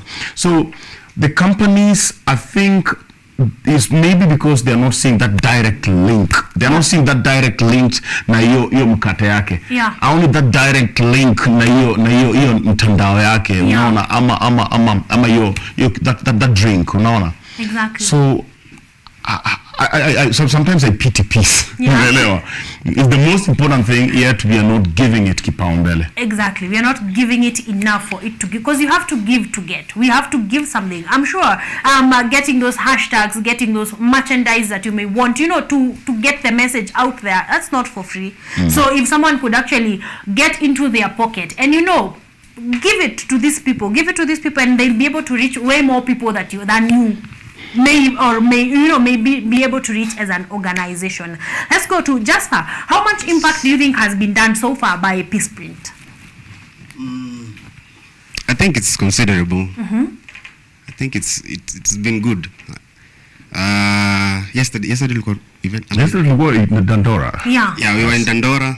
No, it was actually on Saturday. On Saturday we were in Dandora. Tulikuwa na 3 campaigns. Ya Raila, ya Ruto na ya Peace. So we did ours in Dandora. Yes. And it was good. Turnout ilikuwa massive. Hata nilishanga. So I think it's been good. You are positive that people are actually embracing it, and we are here to make sure you're here for this interview to ensure just that when hawajasikia, when hawakuwa Dandora, can be able to join in and be part of this movement. Okay, let's move because Paddy, you said that this peace movement or challenge is inaendelea even after tomorrow, after we vote. Yes. So what are your plans after tomorrow, after the elections have happened? What are you planning to keep the peace movement going? There's a lot that imekuwa happen. I know you guys imekuwa mkifetch news, and I'm sure your calls zinakuanga pia like 30% unapata kuna issue, and it's funny that those ugly scenes ndio vitu sometimes in a trend sana na Kenyans. So we need peace even without election. We've seen vita zingine places kama Molo, saa zingine unaona Turkana, sometimes unaona Kisii, vitu kama hizo. So peace bado tutahitaji, and we need it. There's, first of all, Peace Print starts from a personal peace. Unaelewa? There's that inner peace yako. So I think and I believe that Peace Print itaendelea. Itaendelea. I don't believe that we need Red Cross only to any election. Exactly. Yes, it's the same. I don't believe that we're supposed to be just friends. Tunastahili kusahau mambo ya ukabila. You see, I believe in culture, but I don't believe in ukabila. I don't believe in it, and I don't also think because kesho utaona we have matches. Unasikia OE team na Otoi team. That is peace. We need peace in that. All these things are supposed to be source ya cohesion. Yes. So to bring us together. Now we will sing, we will talk, we will upload. The hashtag Peace Print ndio sasa imeanza. Thank you for giving us the campaign imetupatia just a foundation. Yes. Amazing. I like that because we need it in more than one place. I think a good case is football, because we don't want people getting robbed, getting killed in the name of people who lose game. So we want to remain as cohesive as possible. So as we wrap up, because our time we are out of time, but I wanted Jasper and Paddy, talk to Mkenya. We are voting tomorrow. I know you guys are voting tomorrow. What do you want to be dominant in their mind tomorrow as they go to vote? Tuanze na Jasper. Yeah, for me, like I said, just be responsible. Know what you're voting for. Don't vote for tribes. The tribe will not help you, and hauna chumvi manze. Kama kuna jirani yako na mkamba manze na uko sijui wapi. Just vote using your mind. Know that you're not voting for yourself, you're voting for the future. And with that in mind, just make your best choice. Whoever you think is the best, just do that.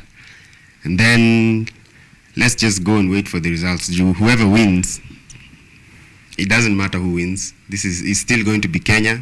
Those guys are still Kenyans. We don't have to separate each other just because of a tribe or something that is not too deep. Exactly. Yeah. Okay, nice. Paddy? We've seen coalitions. We've seen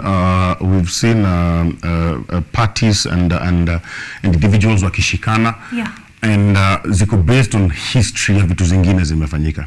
True. We don't know tomorrow nini itafanyika. Yeah. We've seen mpaka handshakes na vitu kama hizo. Na zinafanyika after hata damu imemwagika kama kitu kama hiyo. Yeah. So let nothing lie to you that tutapata kitu yote different from that. Just use akili yako, understand that huyo mtu na wewe ni kitu kimoja. Once you understand kwamba I see God in everyone, utamwelewa na utamrespect. Understand opinion ya mwenzako. Yeah. Vita huwa inaanza kama sikuelewi upande wako, the way you see it and the way you feel it and the way pia mimi haunielewi upande wangu. Understand me, pia wewe nikuelewe. Nitapigia mtu wote nataka kupigia kura na nakubalia wewe pia upigie mtu wote nataka kumpigia kura. Exactly. Tupatane kesho kama tuko sawa. Exactly. Amazing. Finally, my director's question. What was your biggest takeaway from your walk from Kibera to Nakuru? You know, that must have been one whole big campaign. What was your biggest takeaway? Like, ni nini mliona maybe kwa ground, vitu hamkuwa mnajua zinaendelea? Ni nini ili stand out for you guys? 2007-2008 after 22 hata hii time ya post-election violence, Yeah. Nairobi-Nakuru road kulikuwa na issue sana. Yeah. Reason why tuliselect hiyo barabara ni kwa sababu we really wanted to see, tulikuwa tunataka kuona hao watu wabaya ni kina nani. Yeah. Hiyo ukabila iko wapi? The best thing that we got from it, number one, tuli receive love. Tuliona culture, tuliona the beauty of this nation, because mimi upitia kwa hiyo barabara kama tuko tu kwa gari. Yeah. Tuliingia mpaka ndani, tulidine na watu, people fed us, people gave us mpaka their homes. Hatukulala kwa hoteli hata moja. Yeah. I'm telling you the truth. And these are people, these are just followers. I noticed, mimi na hii tribe yangu, kuna watu wengine wa tribe ingine wananifuata. Yeah. So, I think that is what Kenyans are. And there's just one drop yenye inakuja na catalyst yake, it's called politics. Yeah. That tints our mind na inatufanya tuanze kuthink vitu tofauti. Yeah. So we walked hiyo barabara yote without any color ya mwanasiasa wowote, with just our t-shirts zetu za peace print, and we just went to kijua vizuri we are not doing politics. Yeah. And the reception was superb. Not a single person hata alituliza for 1 shilling. Yeah. Tunakwambia hey, ni aje tupatie t-shirts. People wanted to buy t-shirts for us. Yeah. People wanted to buy food for us. People wanted to give us mpaka fare na kila kitu, you understand? Yeah. Ndio tupande magari, people walikuwa wanatuonea huruma, but we are like, no, we are enjoying this. Yeah. So I think Kenya is beautiful. Let not a single politician lie to you. Chukue sijui panga, sijui chukue marungu na vitu kama hizo. Yeah. Ukifikiri kwamba you don't gain from them. You gain from them if you look at it from a very broad perspective. Ukweli. Wow, I like that, because sometimes I think what perpetuates violence is not having a face, not putting a name to the face. You remember tu watu wa Nakuru, those people are violent. It's true. But really when you go there, there is no one. There is literally no one. But someone from Central or from Kisumu or from Mombasa will have that notion in their head with no face. It's actually the video that you mmetoka kuplay before tuingie. Yeah. My peace print. Yeah. I'm working on. That video nilishoot kuanzia Kibera all the way to Nakuru. Yeah. You can see tulikuwa kwa msikiti, tuliingia kwa makanisa, tulikuwa kwa crusade, tulikuwa kwa manyumba za watu. That is the whole video tells you the entire story of your journey. Exactly. Yes. So sometimes it's good to try and put a face to the name, to all the notions in your head. Then you will see that they are not as monstrous as you are led or misled to know. I want us to wrap up. Of course, nyinyi ni wasanii, so Jasper, tell me, what are you working on? Are we expecting a release from you, and social media handles? Where can people find your music? I have a project that nangoja iwe ipite kwanza. Yeah. So it's the one that I want to push after this. Yeah. For me, I'm usually more focused on personal development type songs. I get so. Uh-huh. I have a food project. I also have a cultural thing that we're working on right now with him. So yeah, that's what you can expect this year. Uh-huh. I have a couple videos here, collabos. Yeah. Yes. Where can guys find your music? My music, you can find it on SoundCloud, AudioMac, YouTube at Jasper Music _KE. If you search my name, you'll find it. Yeah. So Jasper Music _KE. If you start from there, I am sure you will find him on every other platform. Please go there, subscribe, like, share. Let's support our very own, because these are people that are, their movement is something that we believe in. So propel them, okay? Paddy, what are you working on right now?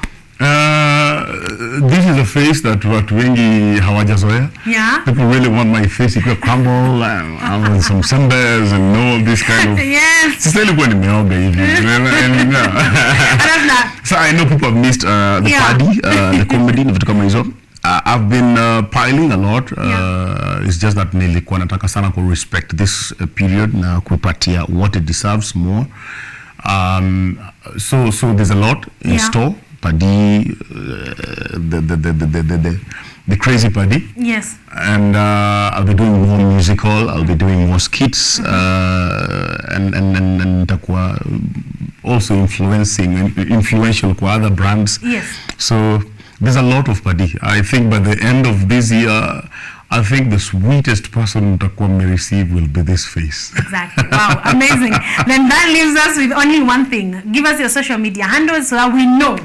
We keep tabs. At Paddy Wubon. Paddy ni PADI. Alafu Wubon ni WUBONN. Yes, watu wengi wana misspell jina Paddy. Paddy is just Paddy. Hivyo tu PADI. Close kwa alafu pia mabro pia hapa ashaingia ndani ya TikTok. So there's a lot of stuff there. You're rapping and rapping, clubbing and cropping. Yote uko ndani. Yes. I like that.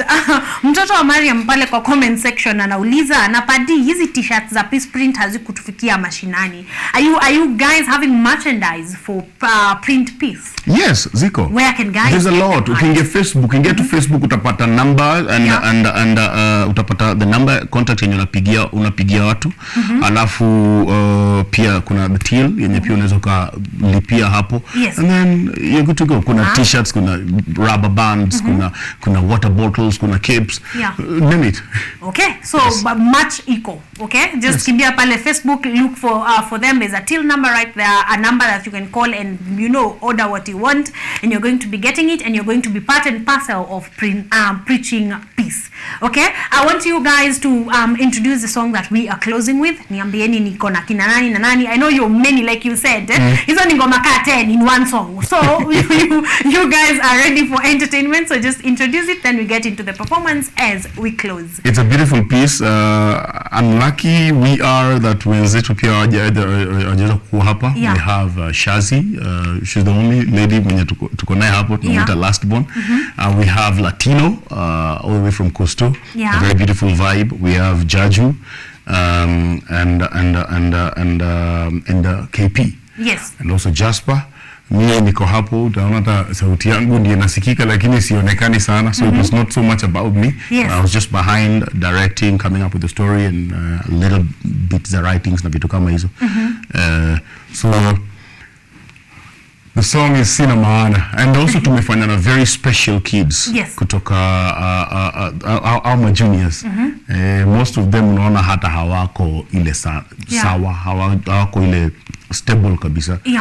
So ni baby junior in civil servants. Yes. Big ups to those kids and the teachers na walimu na wazazi wao pia walikuwa hapo. So that is actually their voice. Exactly. Yes. Wow, amazing. Wow, they are the foundation of us doing that song. Of you guys doing that song. So ladies and gentlemen, right about now, Jasper and Paddy presenting Sina Maana.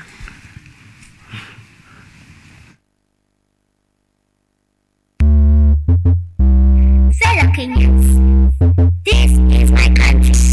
Today you have a chance to make a decision.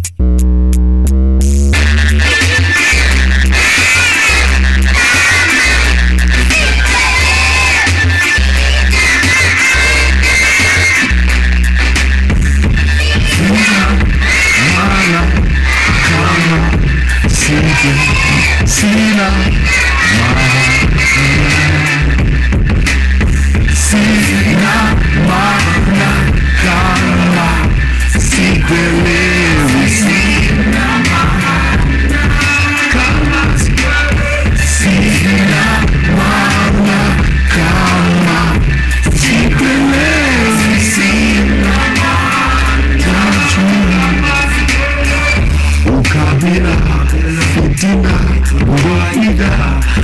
kina cha vita, wewe usisahau. Mimi nimechoka wakienda usisane, lakini wao usiwahi kusahau pamoja tutende. Mimi na wewe. And when you're praying for peace, then you know we gotta focus on togetherness. Avoid the mess arising from the political climate race, and let's address the negativity inside the press. It's time to press for more than what they sold us in their first address. You know the leaders last after the voting's done. Why you spreading hate on your neighbors who'll probably help your sound? The days are down and they could divide us based on our tribal lines. We see the signs from all of our past mistakes and show the line. See,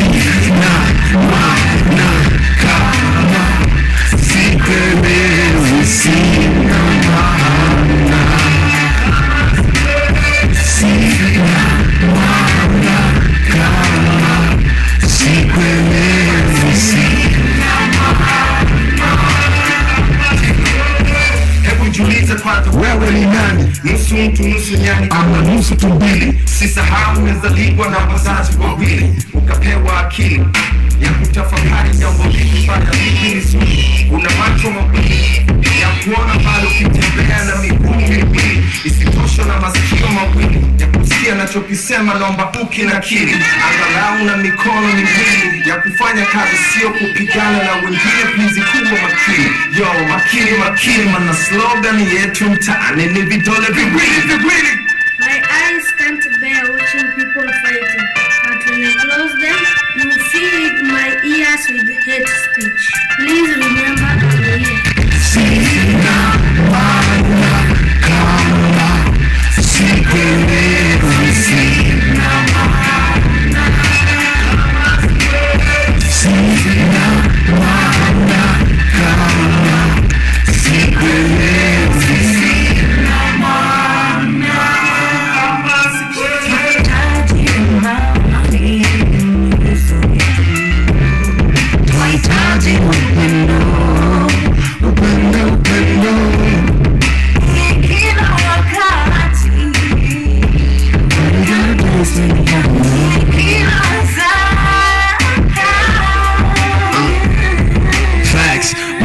If your neighborhood is doing good, cause you and I is all it takes to keep a peaceful mood. Don't let the politics trick you to violate the hood. A peaceful mood means everybody's thriving while they sing their good.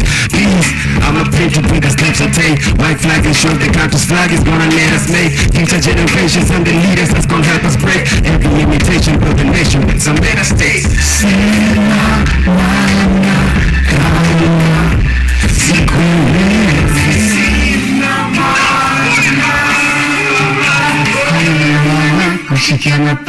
Tuje kukwaruzana na sote majirani, tunashikana kabila unatamba, vita vya wakubwa tunapigana kwa pamoja.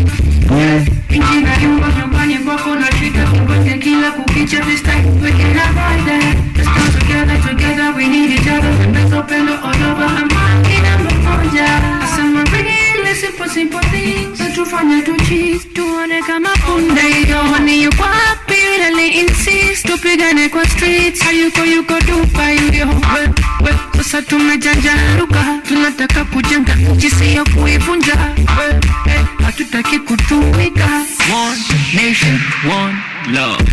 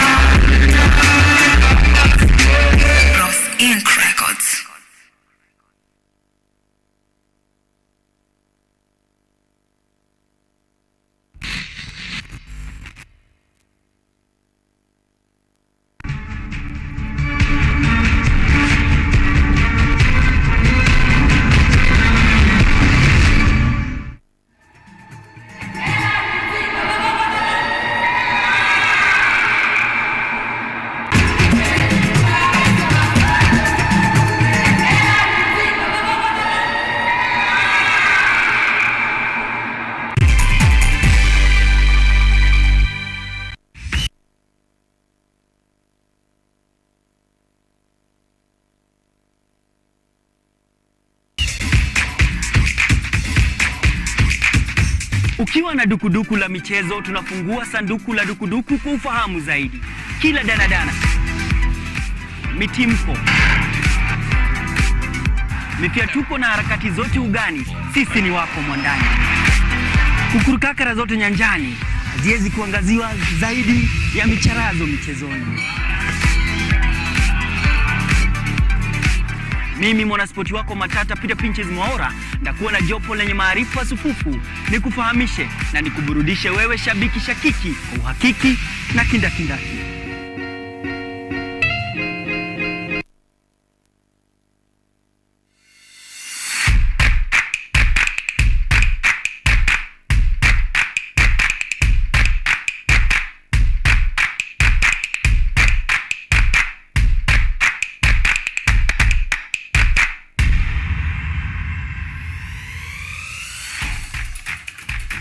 Imagine living in a society that embraces social justice and equal opportunities for all. On Woman Crush Wednesday, Rise Today, we bring you experts for meaningful conversations on matters gender equality. Mimi nasaona hakuna gender equality as we speak. So we continuously work with the men. I feel that they're judging the girl. Parenthood. Mind is very important in infertility. Mental and physical health. You need to be surrounded by a proper network. After nimeanza healing process, nilikumbuka kuhusu boys na wase wenye niliacha ghetto. Like kila wakati nilikuwa najaribu kutafuta mbinu yenye naweza wafikishie ujumbe. I feel like if you have 15 minutes, if you have 20 minutes, 30 minutes, whatever amount of time, use it, because any physical activity is beneficial. No physical activity is dangerous for you. And we touch on current affairs. Marrying is a journey. It means you're taking a journey together. I'm dying to be different. Changamoto ziko, but you can't sit there saying, oh, mimi nitafanya mziki siku yenye dozi takampe. You look at this person and you're like, wow, they just woke up and they found themselves here. Join us every Wednesday morning at 7 to 10 a.m. here on Rise Today Woman Crush Wednesday. I am your host, Nina Gikunda.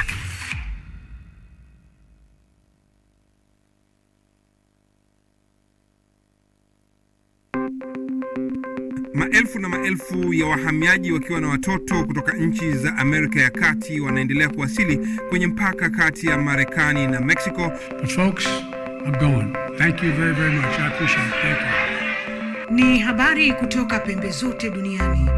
People pass vuguvugu. People pass ni idea. Sazidi ananyonya, hanyonyi vizuri, anakuwa hayuko comfortable. Jeshi la Jamhuri ya Kidemokrasia ya Kongo linapambana na waasi wa ADF. Kwa sasa wanatoa wito kwa mashirika, makampuni na vile vituo vya uchukuzi. Mambo mengi yatakwenda kama yalivyopangwa. Hapa ni kuna mmoja wa viongozi wa chama cha wavuvi katika eneo hili. Zaidi tunajaribu kuwapa chanjo ili ina boost ama inanyanyua kinga ya mwili, ndio inaenda kupelekea kupambana na virusi. Ni Duniani Leo, Jumatatu mpaka Ijumaa, moja kwa moja kutoka VOA Swahili, Washington DC.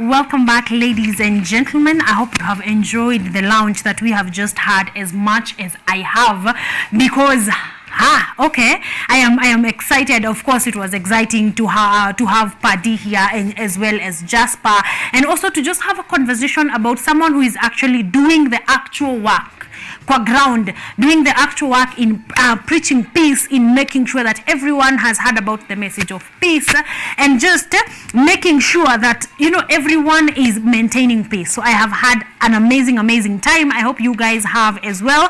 I'm getting to your feedback in just a bit, but remember, I'm asking you to ask in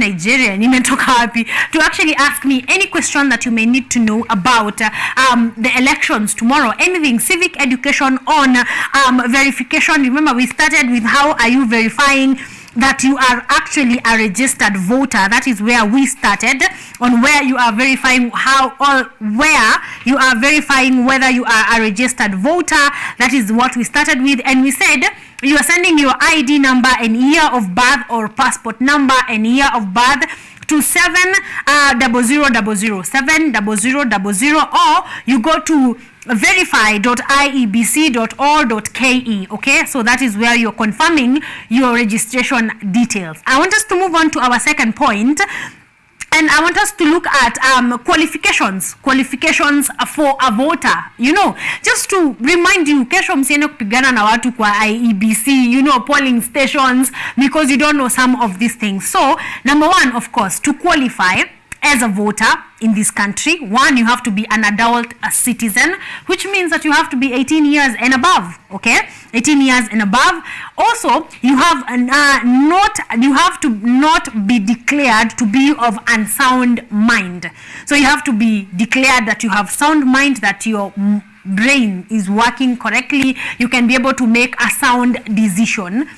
Number three, you have not been convicted of an election offense during the preceding 5 years. You have not been convicted of an election offense during the preceding 5 years. Remember, this is not conviction of any offense, because we have actually polling stations set up in jails, you know, in correctional facilities, so people can still vote. But if you have been convicted of an election offense in the last 5 years, woe unto you, you cannot vote. Okay, so make sure that you have fit those qualifications before you go tomorrow to the polling station. I think that is about what you require, you know, what you require. When we get back to the other link, we are going to be going through the process of voting, because we realize this is actually 2017 and even 2007 and any other time we have ever had elections. A lot of votes go to spoiled votes because Kenyans do not know the process of voting. They were ready, they knew who they wanted to vote for, they knew that they registered to be voters, so they registered as a voter, but they are waking up in the morning, all that lining up, everything goes to waste if your vote counts as a spoiled vote. So when we come back, we are going to be talking about the voting process step by step, and I hope that you're going to be exercising that tomorrow. Okay, we are going to be going to our feedback right now. There is some feedback that has been sent. Remember, you are talking to me on 0739110544 and on our online platforms at KUTV Kenya and at Karen Blessing. You're leaving your feedback right there. Avush Benadino Lord is saying, good morning. It's a cold morning. Election mood, art and culture. Monday is lit. Thank you so much. We are the only hot thing about this Monday. So, come on, okay? Come on to art and culture Monday. Ashley Asachi, thank you so much, my dear. Nasma, it's good to see such a great initiative by Paddy ahead of our elections tomorrow. Tuned in to Art and Culture Monday, this warm morning from Ngong Road. Thank you so much. It's warm over here. It's a little bit colder outside, but we are keeping it warm, okay? We are keeping it warm right here on Art and Culture Monday. So keep texting 0739110544 and on our online platforms at KUTV Kenya and at Karen Blessing.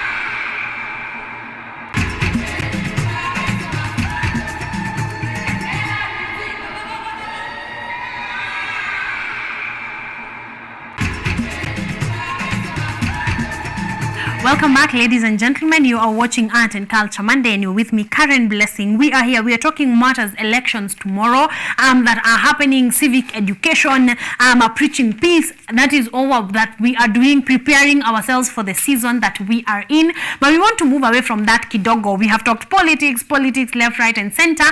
Right about now, we want to talk about Nyege Nyege festivals. Nyege Nyege festivals is going to be going down in the month of September in Uganda. We have been preparing you guys for this. We've been asking you to save up to get a ticket, and still you can get a ticket online. Just Google Nyege Nyege festivals, you'll get your ticket online and you can be able to go there. So let's see, preparations are of course ongoing. We want to just have a feel of what it is usually about. So right about now, Nyege Nyege festivals.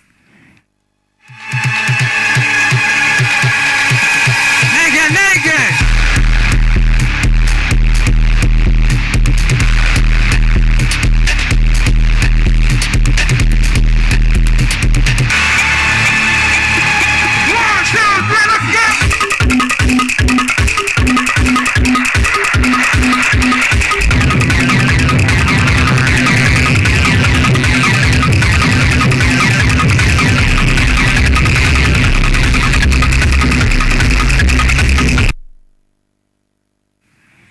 Welcome back. That is of course already. Of course, Nyege Nyege festivals previously has been taking a place in Jinja, where the mouth of River Nile, but they have changed that venue. So we want to take a look at where they will be. So stick around, okay? Where they will be in this next Nyege Nyege festivals that is happening this year, right about now.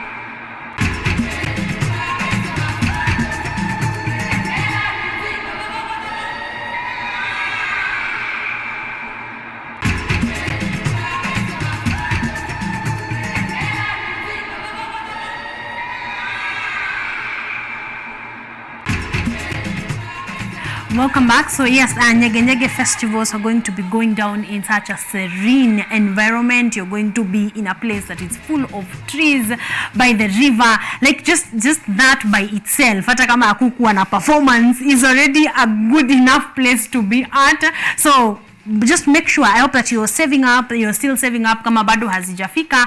Look out for the tickets that are actually now on sale for Alibaba Tickets. Remember, they are always, of course, a bit cheaper. They are of course a bit cheaper than, when you go to buy at the festival at unafika ndio unatafuta ticket. So please go ahead and get your Alibaba tickets, die-hard tickets, of course. Oh, this is Uganda money, right? Yes. Yes, so this is going to be, let's actually do USD, at least that one we know. Die-hard tickets is going for $65. Alibaba is going for 95 US dollars. Let me get that. Oh, okay, thank you. So these die-hard tickets are going for 3,500. Alibaba tickets is going for 4,500. Last call, hawa ni wale watu wa mwisho are going to be going for 5,500, and at the door, at the entrance, is going to be going for 7,000. You do not want to look that up in Rwandese or Ugandan money, because you're going to be thinking it's a lot, and it's not, okay? So go ahead, get your ticket for a 4-day festival in a place that is not Kenya. This is really, really affordable. So please go ahead and do exactly that. go ahead and do just that and get your tickets. Mapema Nyege Nyege Festivals is here with us. Of course, this is going to be going down on the 15th. Actually, this is Itanda Falls. It's going to be going down at Itanda Falls, September the 15th to September the 18th. Okay, so please prepare yourself. The ticket at the door is 7,000. Any other ticket is below 7,000. So please go ahead and get a ticket for that. Get it early. You know, if you can save up, if you can get it for 35,000 for 3,500 instead of 7,000, you have tickets for 2 with 7,000. So please go ahead and get your tickets and be ready for Nyege Nyege Festivals.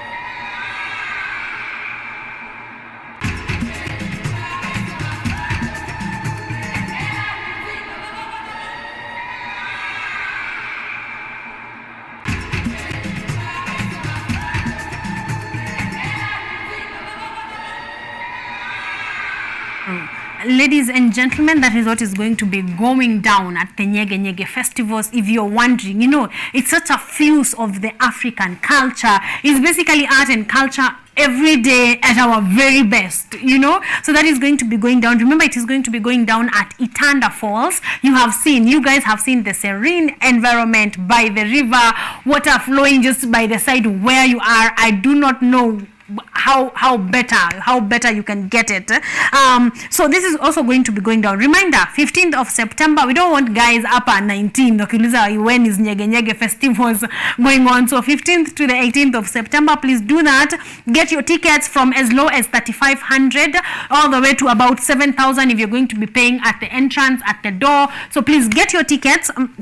Get your tickets online. Make sure that you are ready, you have prepared, you have saved up, you are, you know, of course, add travel money to there depending on whether you're going by bus, by road, or flying there. So please also prepare something for that, and also some kidogo extra money for food here and there, for where you're going to sleep.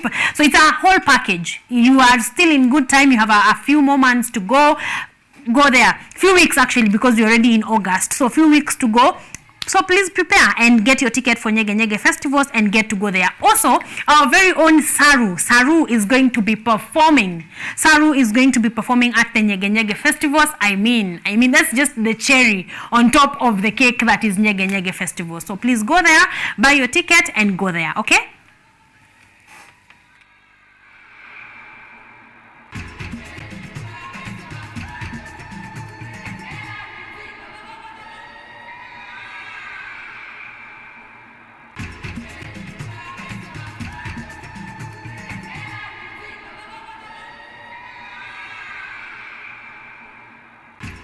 Welcome back. Let us go back to our discussion of the day. We are talking matters civic education about elections that are taking place tomorrow, and we want to see the process of voting, because it is, when you hear the reports on why there were so many spoilt votes, it's of concern, honestly. It keeps you awake. It makes you wonder, how did someone not know that? So here is the process of voting in Kenya.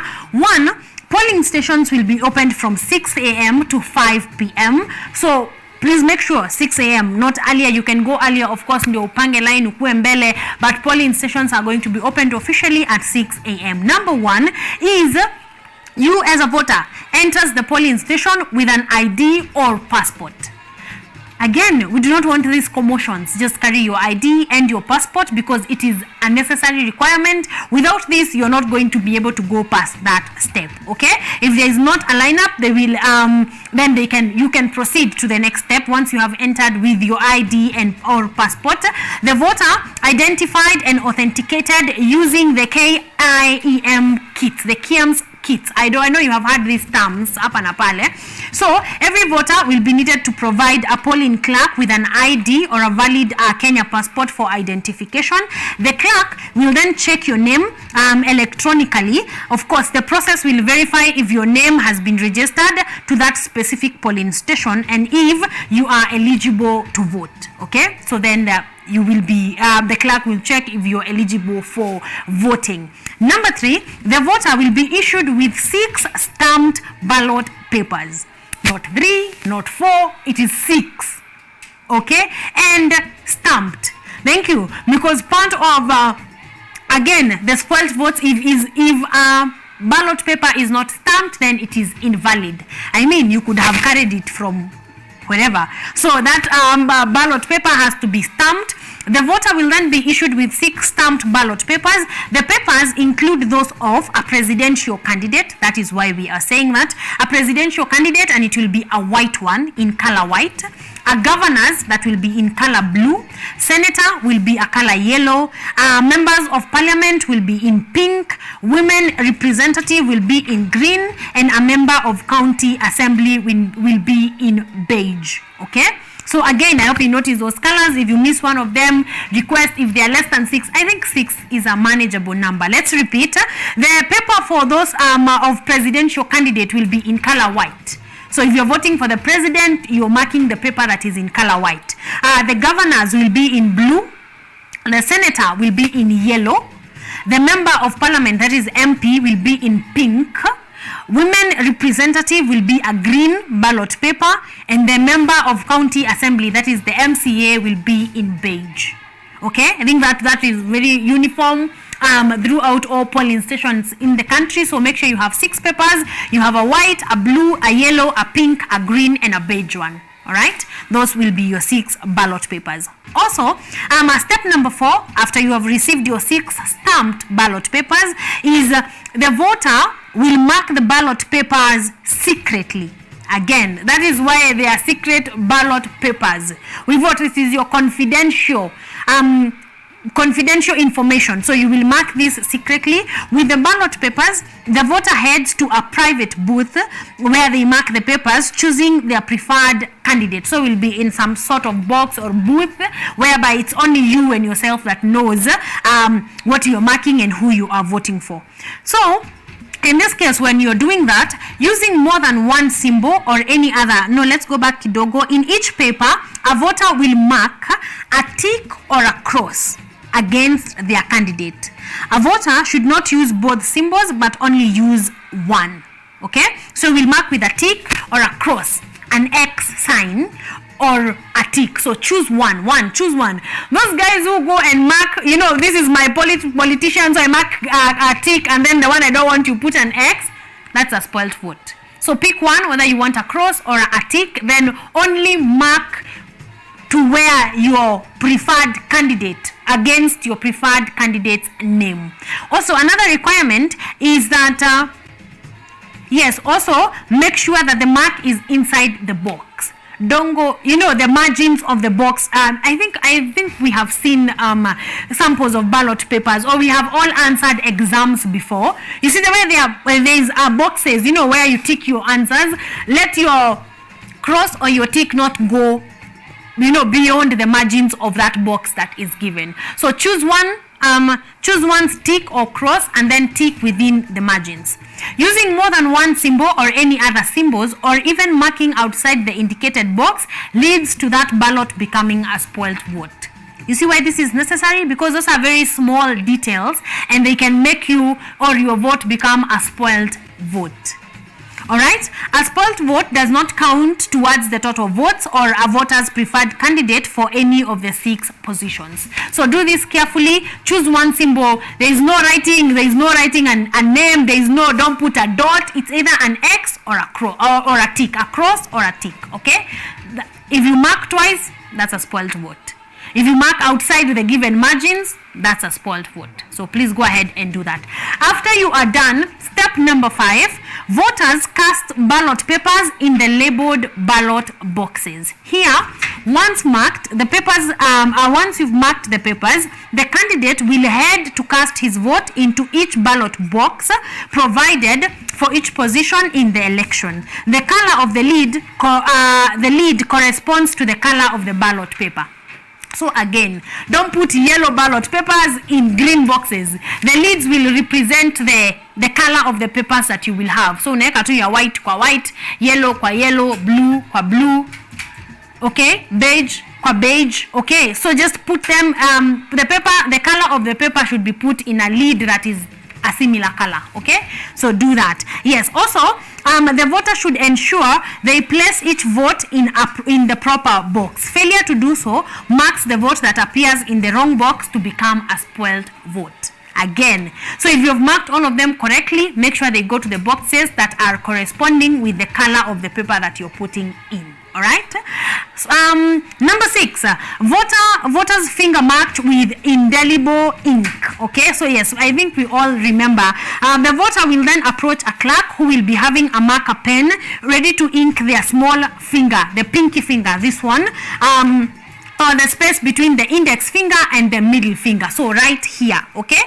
Also, the ink is indelible, which means it is not easily removable. It acts as proof that one has voted and prevents one to come back to vote for a second or a third time. So that ink, of course, will come off in the next day or the other one, but during the day of the elections, just let it keep on. Just, go and enjoy your democratic right. Number 7, of course, voter leaves polling station. We said we vote and we go back home. Go back to watching your television, go back to work. Yes, the voter will then leave the polling station and should not remain within the premises of the polling station. So go back to work, to your hustle, go back to your business and wait for the results. Okay? I'm going to revisit the colors just to keep you in the know. The presidential ballot paper will be in color white. The governor's paper will be in blue. The senators will be in yellow. The member of parliament or MP will be in pink. No, the member of parliament will be in pink. Oh, in green. Okay. So the member of parliament will be in green. Then the women rep will be in pink. That is easily relatable. I was wondering why. So when you're voting for the woman, the paper is in pink. Okay. Also, the MCA will be in beige. So the most boring color in the world will belong to the MCA. Okay. Which is beige. Yes, so please, that one. And also the women will be in pink, so I think that is easy. The president will be in white. Okay, and then put those ballot papers, after you're done ticking your candidate of choice, put those papers on the containers that have a lid that is a similar color. So if you want to ukiweka yako, you notice whiz papers zingine zote ni white and yours is blue. Or the kifuniko of that container, the lid will be the same color as the paper you're supposed to put there. So that one is not even out of memory. The white lid, you put the white paper. The green lid, you put you put the green paper. The yellow lid, you put the yellow paper. So then the color of the lid, put the paper that is corresponding to that color. Okay? Please do not forget this. Also, I think it is important to remind you to breathe. Take your time. Not half an hour, yes, but take your time. Don't go in a rush. Just take your time. Mark your candidates of choice. Then be careful where you're placing your ballot paper, because you need it to count after having gone through all that process. So yes, that is the process of voting. I hope that all of us will be able to do that. Okay. Also, there will be, of course, vulnerable people and how they will be helped at the polling station. Of course, there are quite a number. One is mobility issues. So all those guys who will be in wheelchairs, all those guys, Yes, the visually impaired, the hearing impaired, like all those people that would need assistance as they, as they go to mark or as they go to choose their candidate of choice. Of course, number one, they will be given a priority so that at least they are not, at the back of the line. So, they will be given a priority to be able to vote, and then they will receive more assistance, because like, say, for example, someone who is visually impaired will need for someone to give them those ballot papers, as organized, and tell them, okay, this is the president's. I don't know, is there a braille format of voting? Or that will need a second person, which now makes it not a secret ballot. Exactly. Okay, so someone, yes, those ones who are going to be assisted, or the assistance to the vulnerable, will also be marked to have voted, ndio wasirudi mara mingi pia. Or an IEBC officer who has already been gazetted, who has already been gazetted, so that also we are not having all that back and forth. Means there are 2 or 3 people that are helping these vulnerable people, so they are already in place, in position, put there to be able to help. But yes, if you're visually impaired, if you are your mobility has been impaired, do not worry, don't not go to vote, because there will be help for you at the polling station. You will get of course to go in front of the line, and you will be assisted to vote accordingly. Okay, I do not know about that. How are we going to be going about pregnant mothers, breastfeeding mothers? I think for at least pregnant mothers, I think that is priority, to just be given priority to be able to vote first so that they can go back and rest. I am not very sure about breastfeeding mothers, because the issue there is usually there's an age gap. Yeah, but don't fail to go. If you can go and you can ask for assistance. I think that's where we will leave it at. In any position of vulnerability, you can be able to go and actually request for assistance, and hopefully you will be assisted to be able to vote faster and quicker, and be done with the process and go back to your place of work. Okay, so that is it. That is what will be happening tomorrow. Just take it easy, breathe in. You have taken your time to think through it. Go mark your candidate of choice in every category. Put your ballots where they are supposed to be. Same lead color, same paper color. Okay, put the paper the same color where the same color of lead is at. Okay, so please go ahead and do that. Right about now, I'm going to take a short break. We will be right back.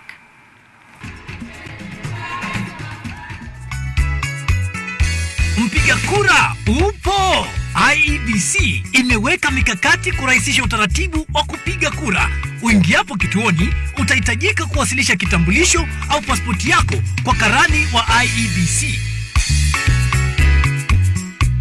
Baada ya kutambulishwa, utapewa karatasi 6 za kura zenye rangi tofauti za nyadhifa mbalimbali.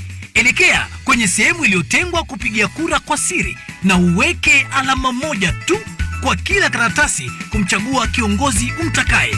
Kisha tumbukiza kila kura kwenye sanduku lenye kifuniko cha rangi sawa na kura yako. Mwishowe utapakwa wino kwenye kidole na uondoke kituoni. IEBC, your vote, your future.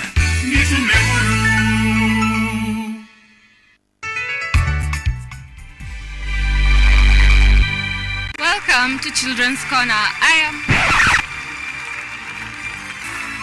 Welcome to Children's Corner. Children's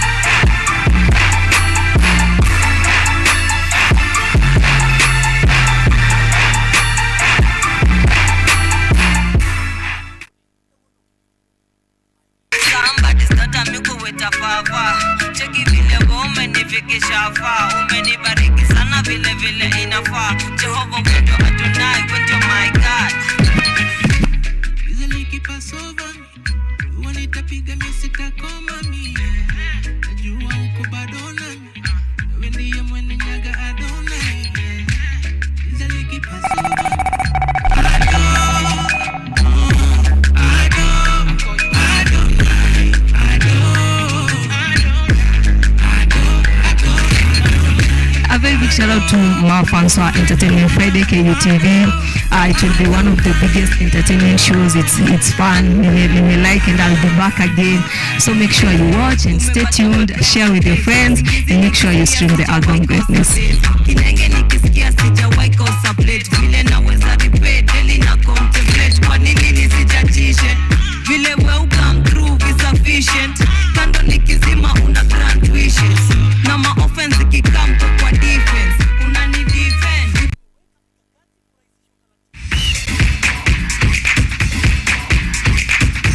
Ukiwa na dukuduku la michezo, tunafungua sanduku la dukuduku kwa ufahamu zaidi.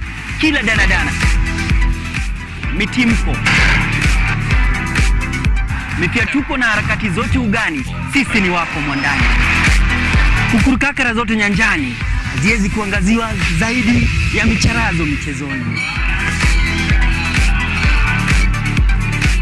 Mimi mwanaspoti wako matata Peter Pinches Mwaora ndakuwa na jopo lenye maarifa sufufu, nikufahamishe na nikuburudishe wewe shabiki shakiki kwa uhakiki na kindakindaki.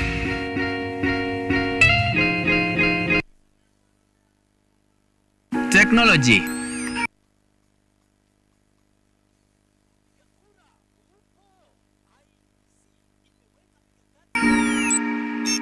Science. Innovation, ICT and research. These are the ingredients upon which the solutions to the 21st century problems are founded. In a world that is rapidly changing, it's all hands on deck to ensure a balance in all fields of life.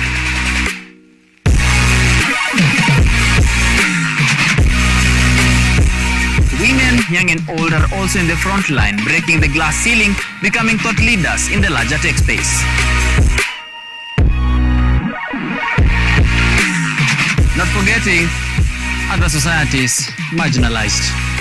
And when the tech Avengers come together, we inch closer to a much safer, efficient and sustainable world. What we view as a norm in today's advanced world was just an idea, and for nostalgic reasons, we trace back the iconic days to bring you the retro tech. On Tech Innovation Show, we encapsulate all the pillars of the fourth industrial revolution, decoded in a language, all for one, one for all. Make a date with me, Samson Jura, every Monday at 8:30 as we push the mantra, keep learning something new each and every day. Only on KUTV, a new experience.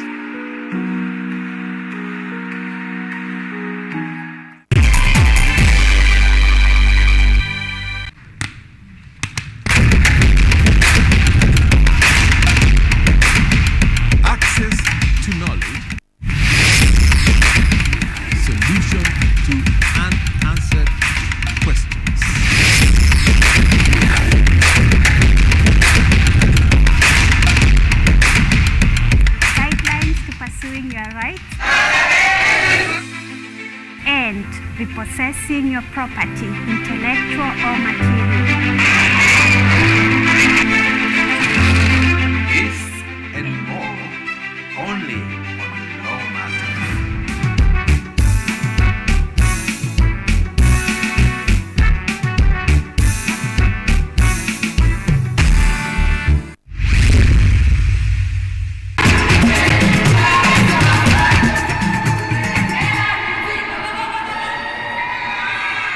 Welcome back, ladies and gentlemen. Thank you for keeping me company. We are headed to the end of the show. Thank you so much for keeping me company throughout the show. Remember, the message that we are pushing is one, maintain peace. Keep peace as you are voting. Voting is just one day, like Paddy has told us. Voting is just one day. After that, we are going to go back to our normal lives. And chances are, whoever will win, that your life will not change by much. You know, especially if we maintain peace, whoever will win, our lives will not change by much. So please keep peace, maintain peace. Of course, please go and exercise your civil right, your democratic right. Go and vote. If you registered as a voter, of course, if you did not, too late, just pray. Pray for the nation. But if you did, please go out and vote, exercise your democratic right, and make sure that you have done it. And when you do it, please go back home, go back to work, go back to your hustle, go back to your life, because this is not even a matter of chances. Your life on the 10th of August is going to be the same.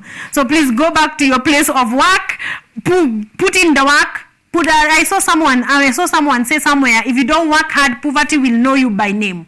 Despite whoever will be whoever will be in power, if you don't work hard, poverty will know you by name. So go back to working hard, go back to your hustle, and just go back to keeping and maintaining peace. Also, journey masses, of course, we wish all journey masses to all those that are traveling home, to everyone that is traveling to go and vote, to everyone that is traveling to make sure that wameweka yule MCA, wanataka MP, wanataka governor, wanataka senator, and of course the president of your choice. Journey masses to you, please travel safely. Remember to travel carefully, safely, drive carefully, safely to and from. We need you here after this election. Someone is saying, Eddie is saying, hi Blessing, hi, how are you? I hope that you are doing good and fantastic. Thank you for joining us on Art and Culture Monday, and thank you all of you who have been here.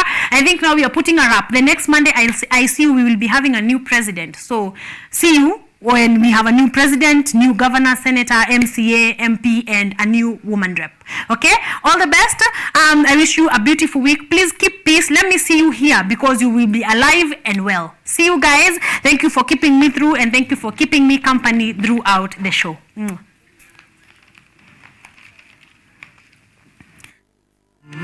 Wakenya tunachojua amani, bila si tulizofunzwa.